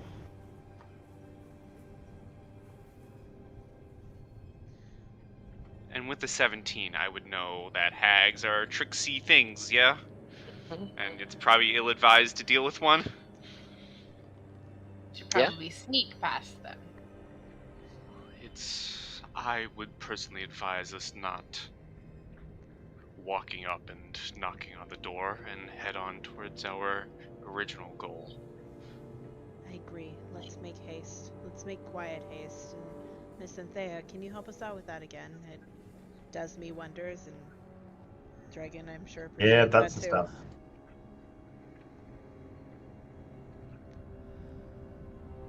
Everybody roll stealth.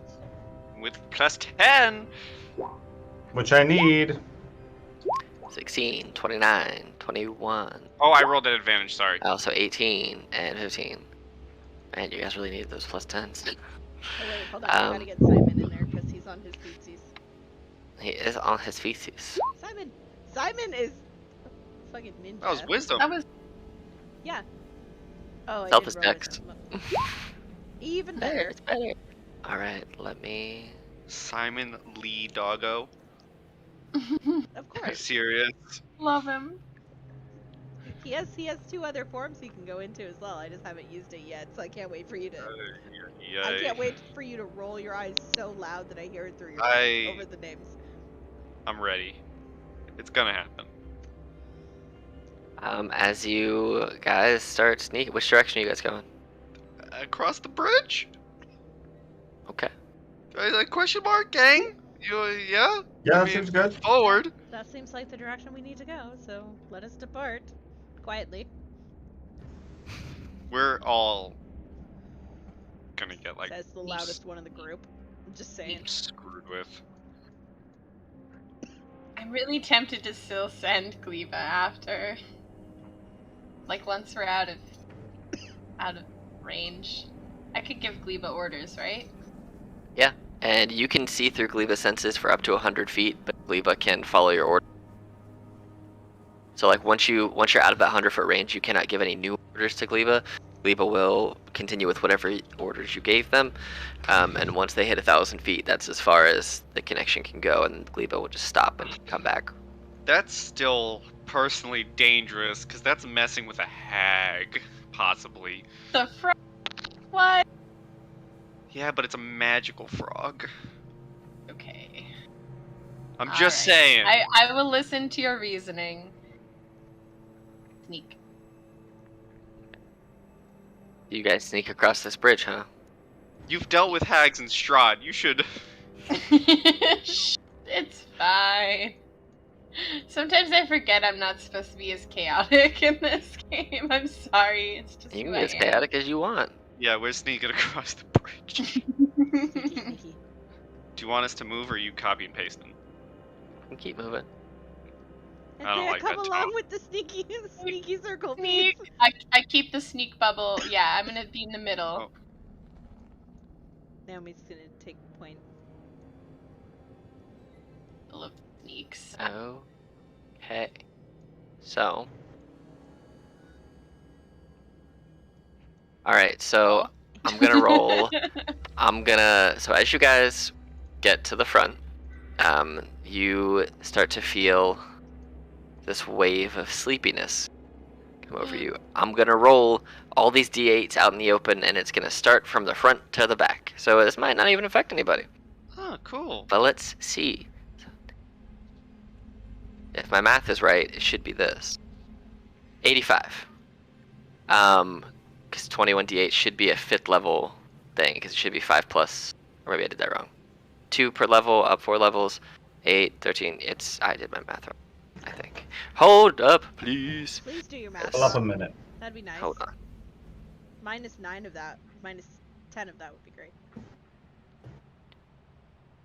Oh, no, that's right. That's what I meant to do it as. I meant to do it as 21d8. She used a 9th level spell. Cast it as a 9th level sleep. So Naomi falls asleep. And Naomi just falls asleep. That's it. As a reaction, can I try to catch her so she doesn't fall down and hurt herself? Oh, absolutely. You guys can all catch her. It's no Okay. problem. She And I will just, try to rouse her awake. just Naomi. feels this wave of Naomi. shake. And you wake her up. Oh. Girl, what?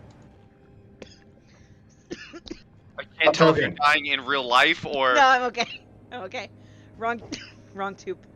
Naomi like shakes her head and looks down at Pax. She says, "I'm so sorry. I guess I didn't sleep well enough in the tree." Are you sure it wasn't some kind of like magic? That was very abrupt. Can Roll I? Arcana to see. Yeah, can I do the same? Because I have the kind of knowledge. Yeah, you guys can all roll Arcana and see. 20. Wow. Look, Come on, Pax. Do it. Aw, dang. Nope.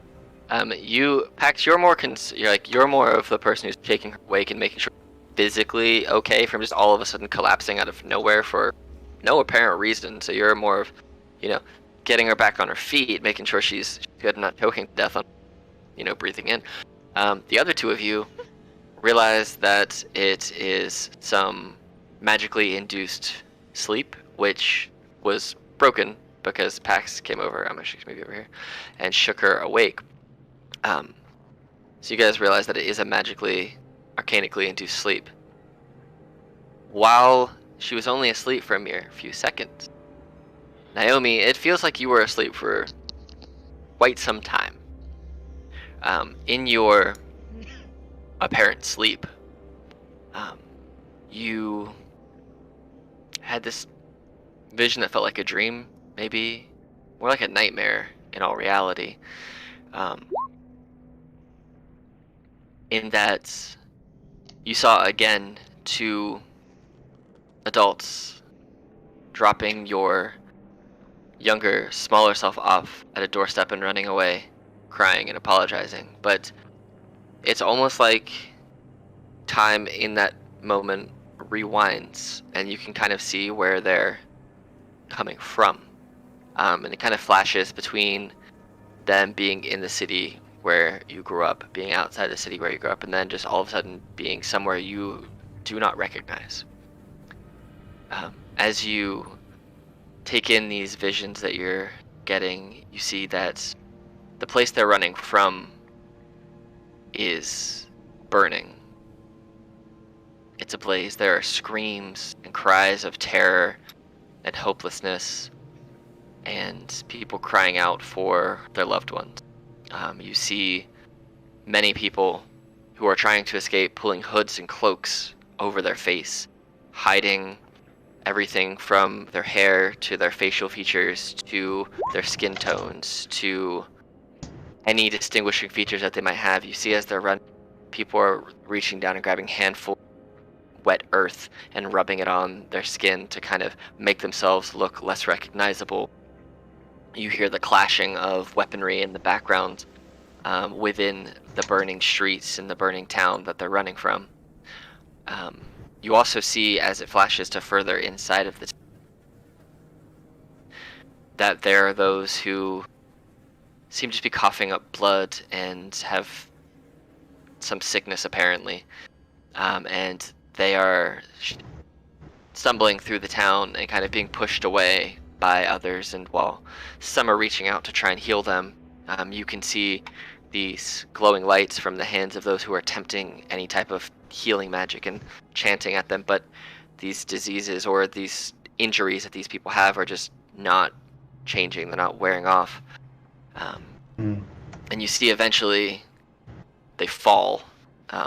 You see two separate folks who are under these weird, distressing conditions. They kind of fall, and their remains are immediately scattered, like something inside of them exploded and scattered their remains around the streets that they were on.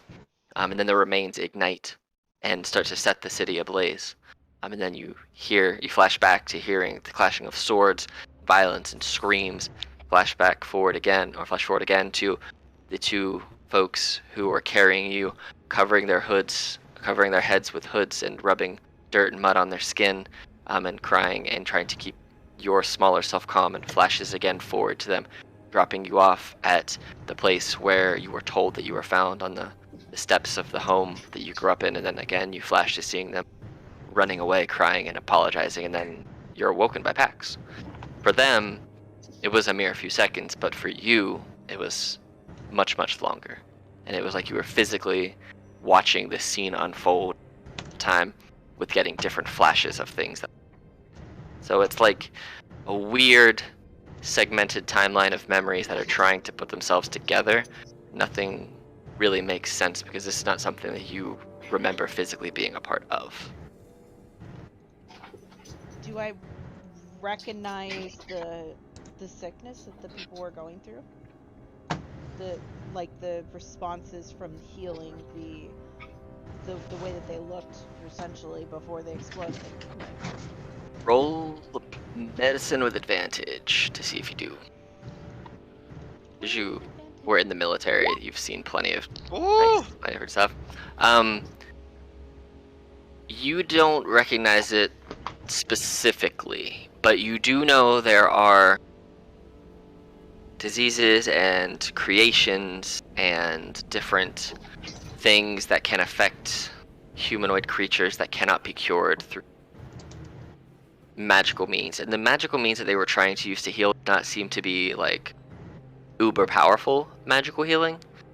You've seen strong magical healing. You have quite a few capable healers with you, people who can do that.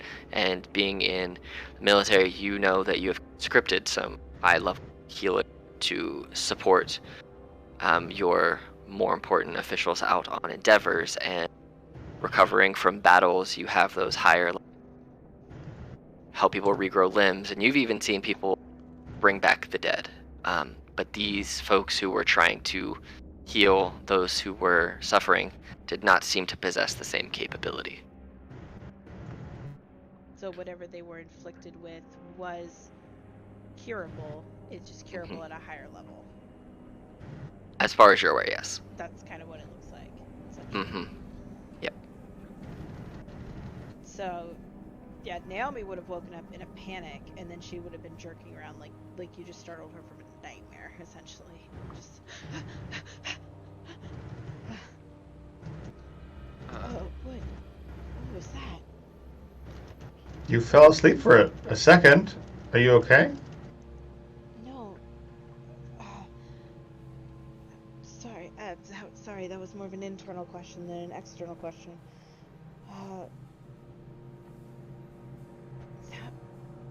That was so bizarre.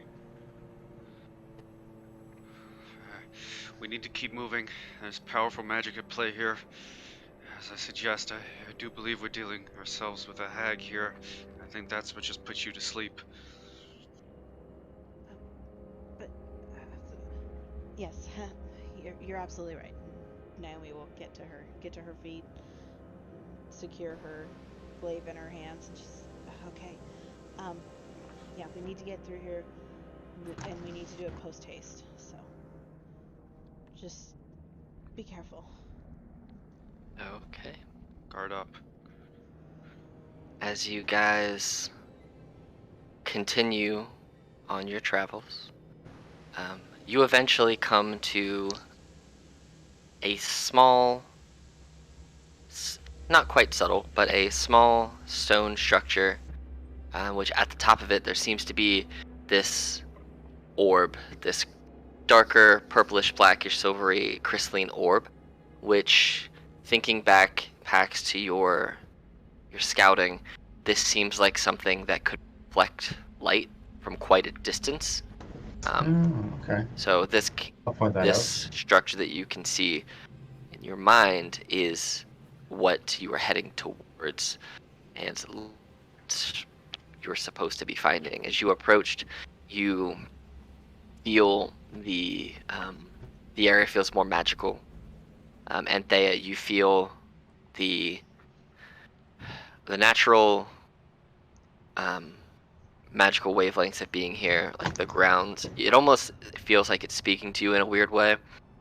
You can feel this area feels more dead or undying, not quite normal. Something about this whole structure seems off. The land surrounding this structure feels off.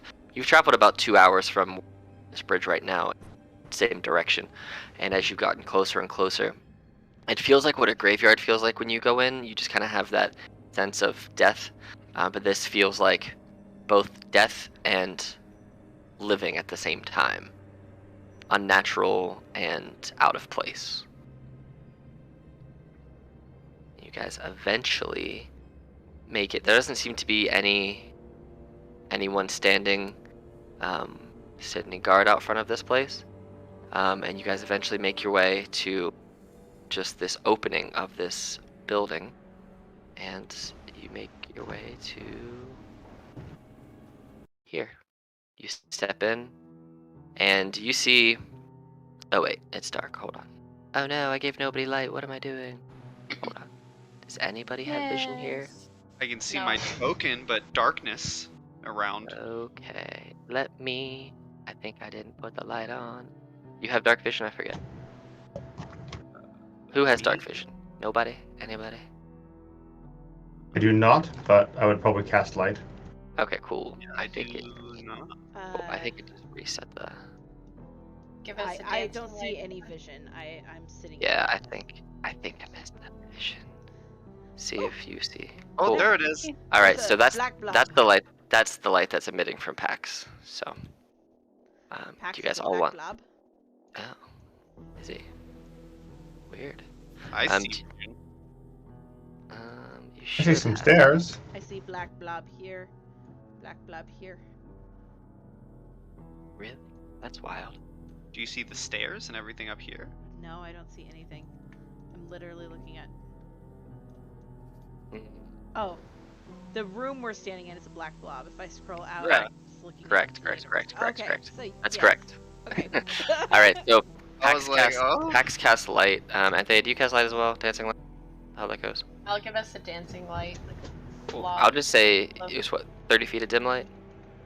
Is that what you want? Is that what that is? I think it's only 10 feet of dim light. These squares. All right, I'll have to make you guys bigger once you get out into the actual God. map. So, you guys step in, and as you step in, here, I'm just gonna make you guys bigger now. 1 sec, stop it. This giant. Right. Sorry. You guys step through, and Can you sleep with the same, please? you want her to do the same. Ah, Perfect. You guys step love through, that. and you see that the ground in front of you is almost like a starry midnight sky. It's black with these tiny blue and white and purple specks permeating through it. There's clouds kind of floating around on the ground beneath you. It's one of those things where it doesn't look like a floor. It looks like a dark oasis in front of you, between you and the stairs.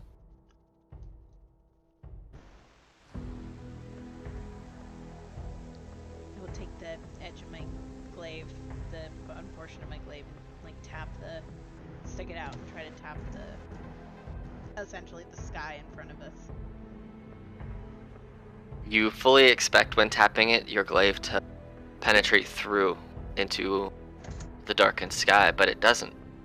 It touches like you're just tapping a marble floor. I don't understand magic, and this is far beyond what I'm used to. And you just see her, everybody's just watching her like tap at what should be sky. It feels like ice, like if you were to walk along a frozen lake. I will 10, 15, point my sword forward and summon the shadow. Okay. Your shadow. Let me ask you this, because you can summon your shadow Is your shadow summoned on the ground as if they were standing? Yes, I'm testing the ground. Your shadow seems to be able to just stand without problem. But you also know that your shadow can float, so just because they're standing there doesn't necessarily mean that the ground is solid under their feet.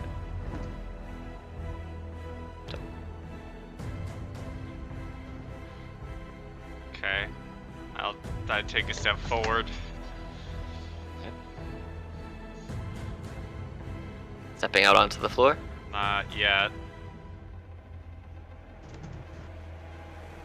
These are stairs.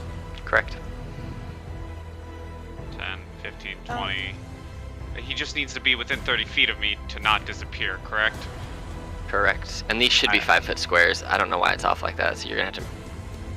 Oh, okay. So I think right here is 30. Yep. Yeah. So at the bottom of the stairs, my shadow is standing at the bottom of the stairs. And my blade, still pointed out, will begin to coalesce with shadow. And where once there was Dragon, there is now his shadow. As I teleport. You teleport. Correct. Trade You're places. And You're now I at the will bottom of the stairs. take a step up the stairs. Okay. Up the stairs, you see double doors and a sconce on either side, which doesn't seem to be lit or able to be lit.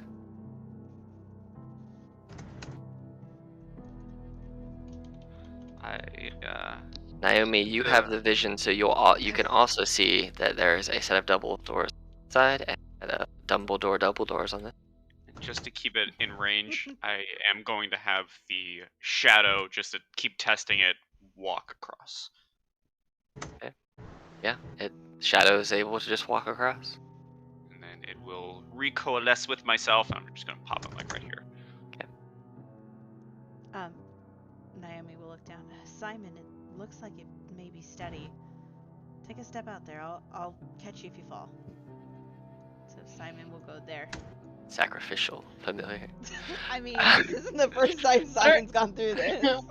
What are familiars for if you don't sacrifice them every now and then? Alright, Simon steps out without any hesitation, complete and utter faith and 100% trust in that Naomi never stray into any traps, danger, or mishaps.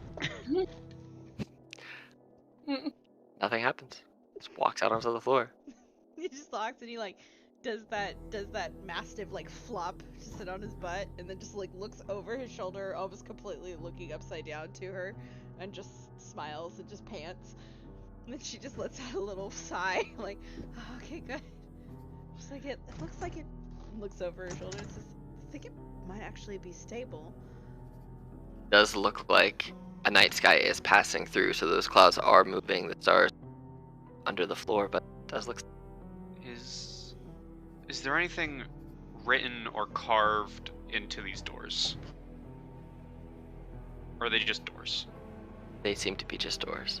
And these are sconces that are unlit? Correct. Okay.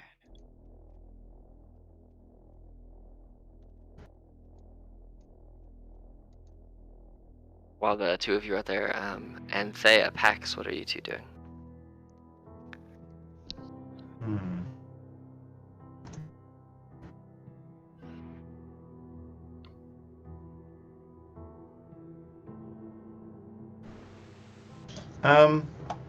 We hop on. You can have a little scout ride along. Okay. Little. I put him behind you, so he's behind you now. I'm gonna go on an arc to scan. What up? Okay, you see a set of double doors to the left, a double doors to the right, with Dragon and a set of double doors here. Anthea, you can see the same thing now. You're all within view of these 3 sets of double doors. Dragon across the way, and the ground beneath your feet looks like a starry, moonless sky.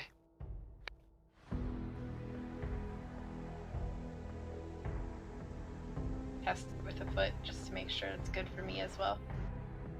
It is good for you. Cool. Can I... Where did Simon go? Can I step to the door and put my ear to it? Yeah, go ahead and roll a perception check. I don't know where Simon went. This door seems very thick, and you do not hear anything through it. Okay.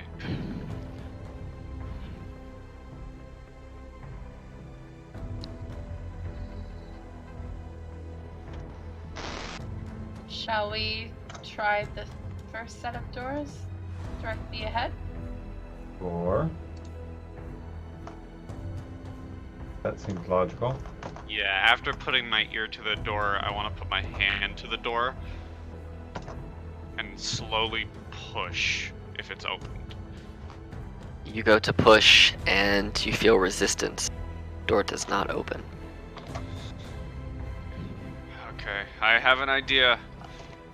Let's light these sconces. Maybe the door will open. That's a good idea. I think. Was there any writing on this door up here? The one where Dragon is? Yeah. No, there's not. Looking from right to left, are there any writings on any of the other doors? Because that's a really good idea. What languages do you speak? Celestial, Common, and Undercommon. On this door is a language there's words, but you don't recognize what they say. On this door, in a language that you recognize, but you don't utilize very often, is in Celestial. It says, all wonders can be found here. All manner of wonders can be found here. For would Naomi point out the writing? Yeah, she would actually read it out loud in Common, and just look really surprised that she knows the language. So this door, just gonna throw my languages out there: Abyssal, Common, Elvish, Sylvan. Elvish, it says, storage. All right, well, I will tell everyone that.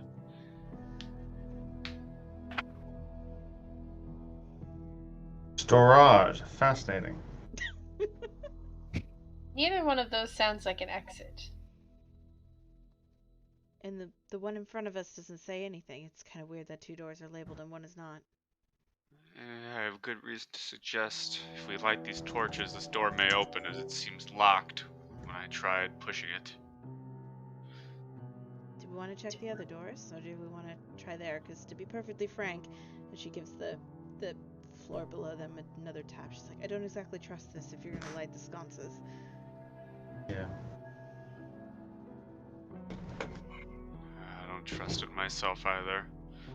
Which is why maybe I suggest we get off that floor and spend as little time on it as possible.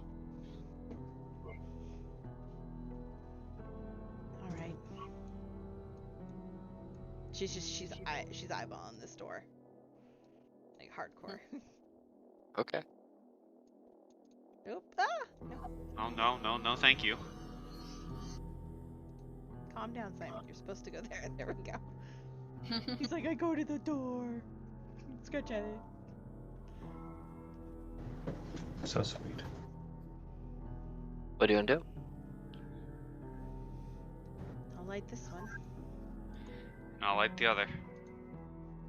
As you try to light these sconces, putting your flame to them, the flames seem to catch for the briefest of moments, and then it's absorbed into the sconce itself and does not take. Nothing happens with the door, nothing happens with the floor. The sconces seem to absorb the flame. Can I investigate these sconces? Sure. See if there's anything special with them? Sure. Okay. They look like sconces. Can I also investigate one? Sure. Yeah. Yeah. May, this is like your fourth natural 20 tonight. This is insane. Yeah, but I also had like 3 nat 1s, I think, didn't I? Bro, you've been very balanced, and you're good and bad. That's They, wild, as you look at these sconces, they seem to need to be activated by magic rather than elements. Oh. What sort of magic shall I try? Let's see. Like magical light? Like dancing lights? Certainly try. That would light it. Okay. I'll try to use my dancing lights. I'll create 2 of them and just kind of pop them into the sconce and see if it takes. Okay. As you pop it in there, it seems to absorb the dancing lights. Doesn't like that.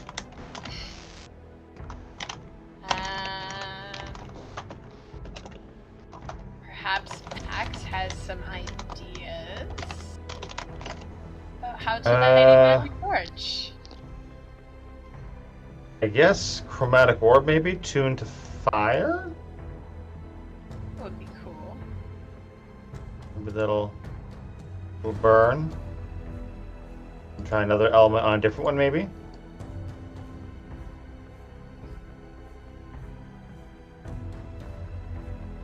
What are you trying specifically? I'll try a chromatic orb with fire on the one I scribbled with orange. Let's see what that does. As you focus your magic into a red orb and cast it into the sconce, nothing seems to happen. Guys, I think magical fire is also a problem.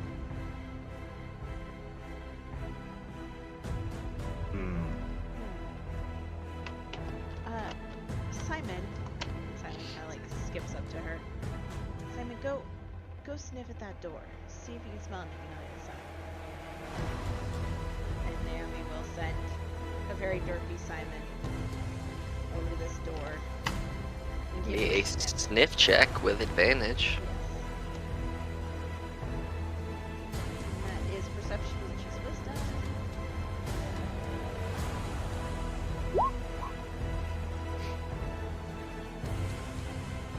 As Simon is both sniffing and listening, trying to work out what is on the other side, he catches a smell that Simon's not the best with words, so he can't necessarily describe what it is that he smells. But he gets this feeling, and you sense it through your find familiar connection with him, or connection with him, that it feels welcoming to you in particular. You're the only one that can feel it, but it feels welcoming to both you and Simon wants to push forward. You don't get the sense of risk or danger. And then on the back end of it, you get this weird scent of cherry blossom.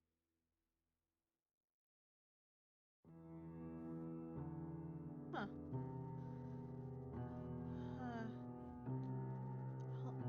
I'll be right back. And Naomi will start walking away from the group, going towards the door.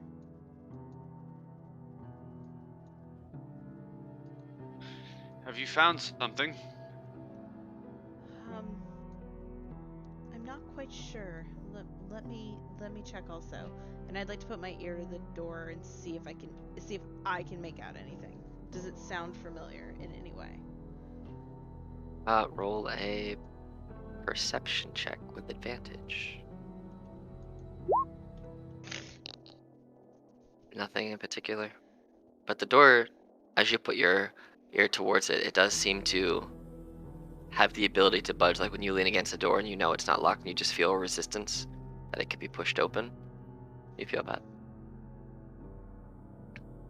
Naomi will pull her head back in a bit of surprise and look down at Simon and then look over her shoulder at the rest of the group and say, This door's unlocked. Do we want to try in here? Maybe it has an answer to the puzzle.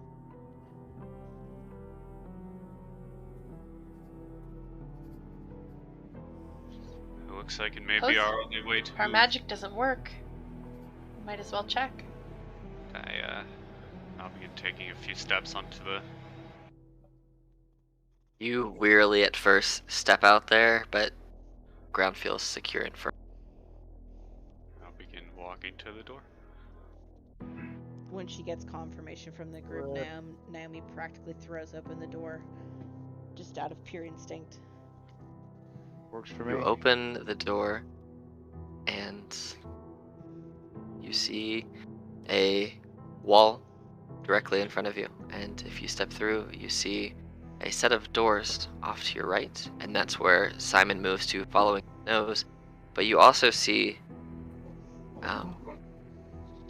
glowing from down this way, is this blue, swirling, silvery starlight, almost just spiral of energy in the wall.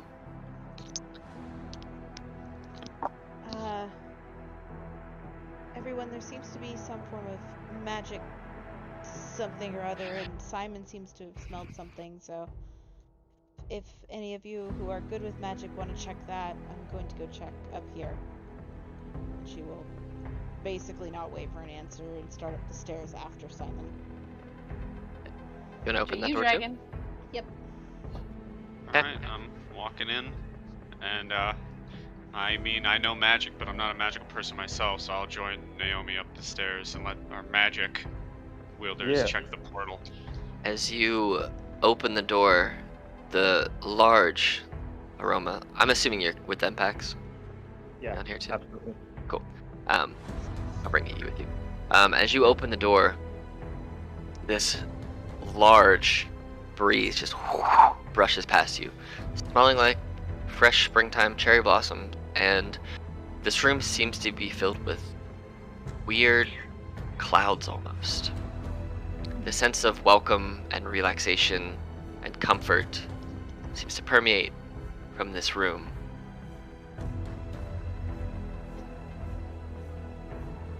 And down here, Anthea, you feel a very strong sense of magic pulling you to step to it.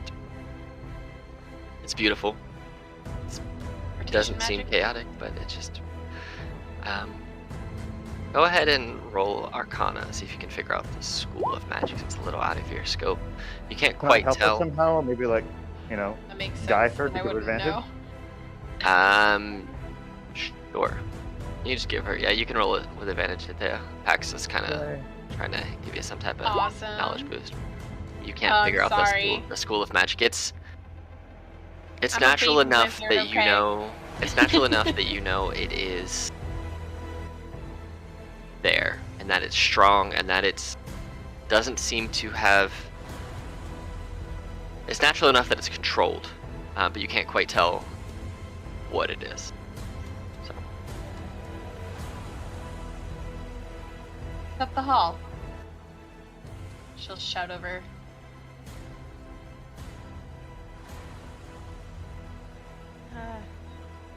Just a very familiar, peaceful smell. And Naomi and Simon will take a step inside. as you step inside, you see that there is but one bed over here in the corner. This room feels like a place where you would go after a hard day's labor or pursuits. This room feels abnormal. It feels like it doesn't belong, but it also feels welcome at the same time. You see over here, there's a small table with a single chair, and atop the table is a cup, a plate, a bowl, and a knife, fork, and a spoon.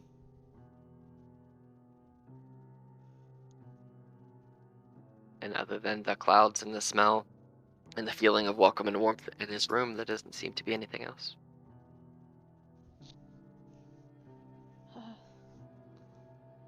I look back at Dragon and I say, do you smell cherry blossoms?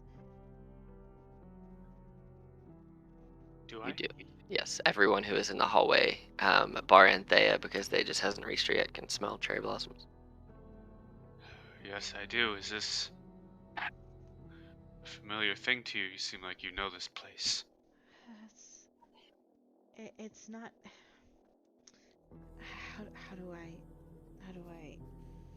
interpret this? It's not that I know the place. It's I know the feeling. Like, so much of this feels right. And she just like turns around. She's just staring, just in absolute shock, into the room.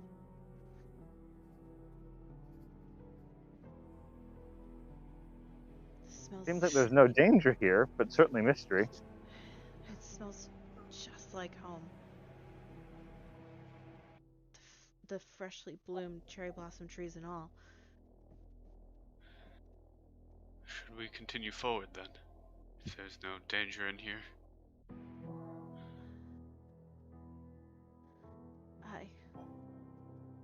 Sorry, I really miss home. Would you like me to take lead? Yes, please. My mind's a little befuddled right now. I think that sleep has hit me harder than I had originally anticipated. And I will walk into the room past. You see the same. You feel the same sense of warmth and welcome. But for you, it's a little different. You get a feeling, similar feeling to what Naomi describes, but then it's almost like a quick shock to the system for you. And you remember laying on the grass with your family in late spring, early summer, as the blossoms really begin to come into their own, and the memories of a gentle breeze blowing them and swirling them around you and your loved ones as you lay there enjoying the respite home from maybe another deployment somewhere, maybe a hard day's labor. You feel yourself at rest, and then you remember the laughs of your children as they run around and try and roll around them, which you remember letting them do because it brought them joy. And this room gives you that memory back, and you also feel relaxed and welcome and safe and warm. I have a fun question that you may appreciate.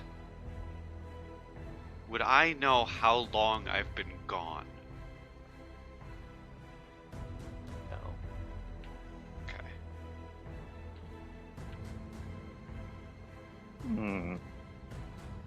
Actually, you see both of your normally very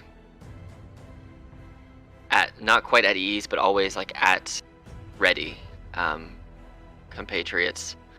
You can physically see they kind of lowered their shoulders, and almost like a giant been lifted for both of them, and they just, you know what it's like when a person goes from being stressed to just relaxed and busy. It's one of the things that you have been able to help people with many times in your life. You bring them joy, happiness, laughter, and kind of general sense of welcoming and relaxation, and you see that feeling wash over both Naomi and Dragon, one after the other, as they have entered the room.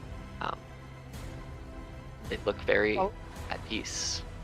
I'll approach and follow and maybe play a bit of music to kind of remind them that their friends are here, but that they have the space to go through what they need to.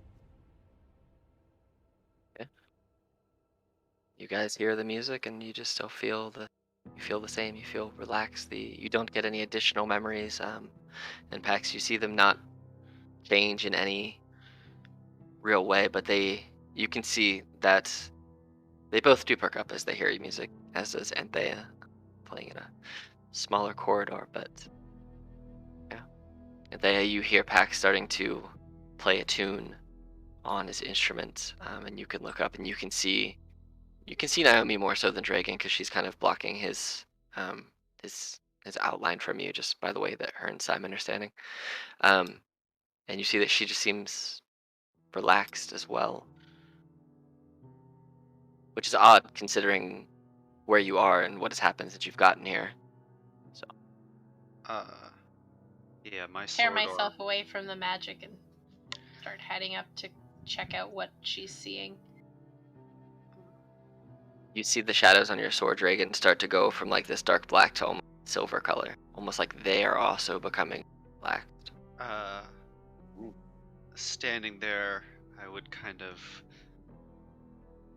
like be circling just in spot, just remembering this all, and I would look back at Naomi, who's at the top of the stairs, and say, I'm remembering things that I haven't been able to recall for a while. This place, there's something strange about it. I think it would be in our best interest if we don't stay in here too long. We at least need to scope out the rest of the place and make sure it's safe. Agreed. And this room is empty, right? There's no like doors or anything, just the way we came in. Yeah, just what I described. The only way in and out is the way that you came in. There's no windows or anything either.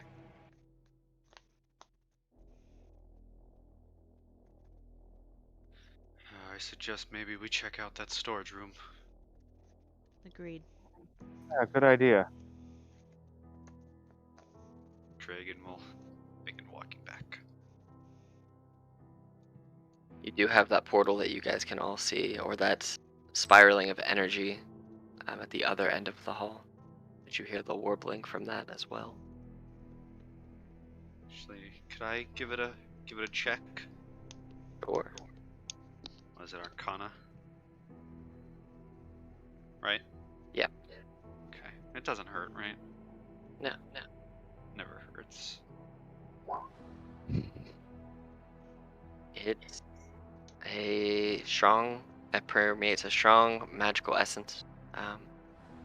It doesn't seem to be dangerous, as far as you can tell. I just look back at the group and say, this is an odd place. Maybe the storage room will have some normal in it. Agreed. Have a look. Kirkus Pax is in here. Yeah, I rolled 20's buggy, so I'm Discord and D&D Beyond Aw. only right now. But yeah, I have 10 feet of dim, so I'll get us through. Would you like to go with us, Pax? yes, absolutely. Storage DM, room? go ahead and drag me along. I am following. Okay. I'll do one of these. I'll just do one of these Thank right here. you. Wham! Whoa! Wow, magic! Whoa, what happened? There, boom! You got I, I flew through a wall. I will. I saw Dragon. nothing, DM. Dragon will keep the lead. Okay. And Yeah. As push you open the door. As you go to push on the door, you feel heavy. It does Is not it a budge. pull door? Try pulling it. Question. Weird question. Keyholes in the door? Any holes in the door? Any cracks in the door? There's not. Is there a gap underneath the door? Nope. I feel like you know what I'm trying to do. Is the door being held together by hinges? None that you can see. It was written in Elvish. Yes. It's in storage room.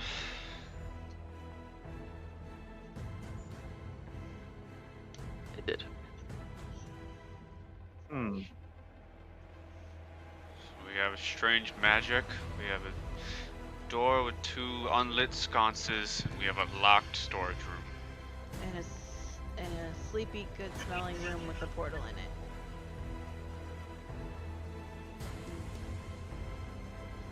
Do we want to all bunker down in that room tonight together?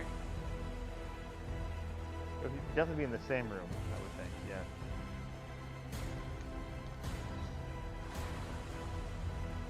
What was that, sorry? Oh, I'm agreeing that we should be in the same room for sure. So essentially going back to, the nice smelling room, and kind of just hanging out in there for essentially a long rest for us to kind of game plan about what we want to do, I think.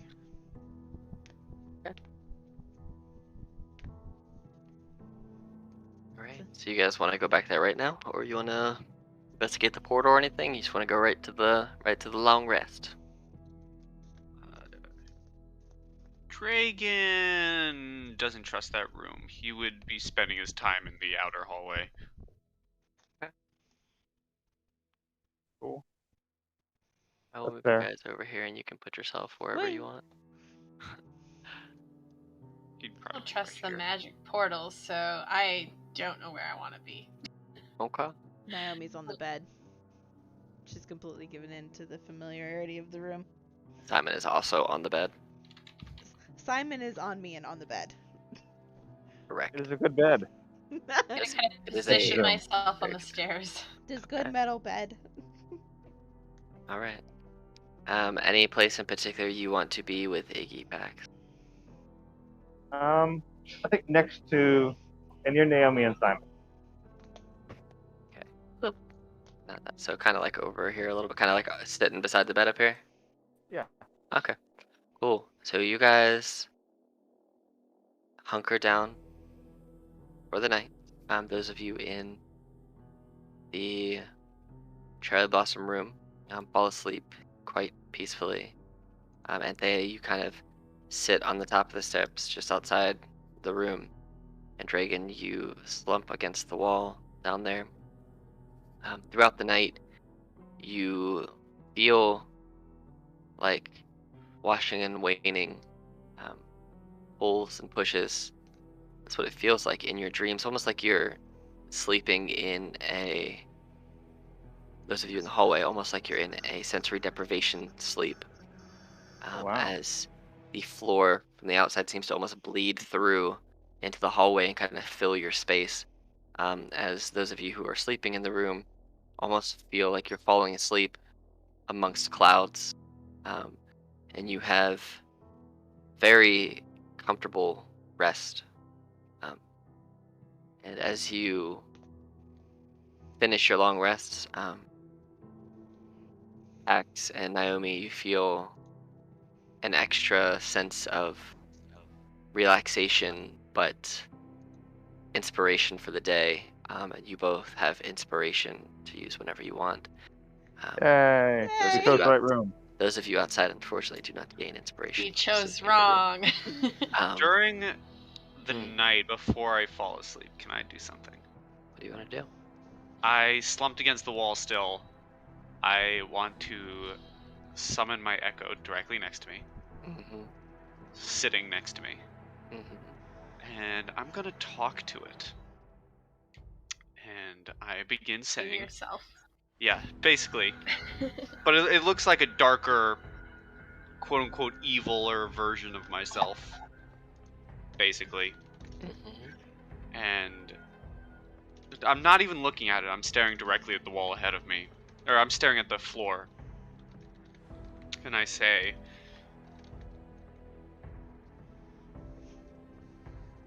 for the longest time, I did not know why you were with me. I thought you were a protector. You've been here since I awoke. Yet today I've regained memories of the past. And I look face to face with my echo as it turns to face me as well with my movement.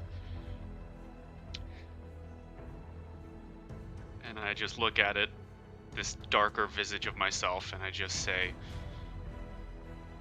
now I don't know what you are. And then I call back the shadow to myself and then fall asleep. As you call it back, in the process of it slowly being absorbed back into you, it responds to you. Uh-oh. And it says, I am what you were. I will give you your memories. I will help you remember what we fought for. I'll see you again soon. It fades into you. You fall asleep. Everybody wakes up the next day as I had described. And that's where we'll pick up next time. Oh, snap! Oh, someone's got talking shadow! Alright. Well, until next time. Great. The music was perfect too! A great game, everybody! Alex, thank you so much. And as always, everybody say goodbye to YouTube! Bye, YouTube! Bye, YouTube. Bye, YouTube! Happy dungeon delving, everyone!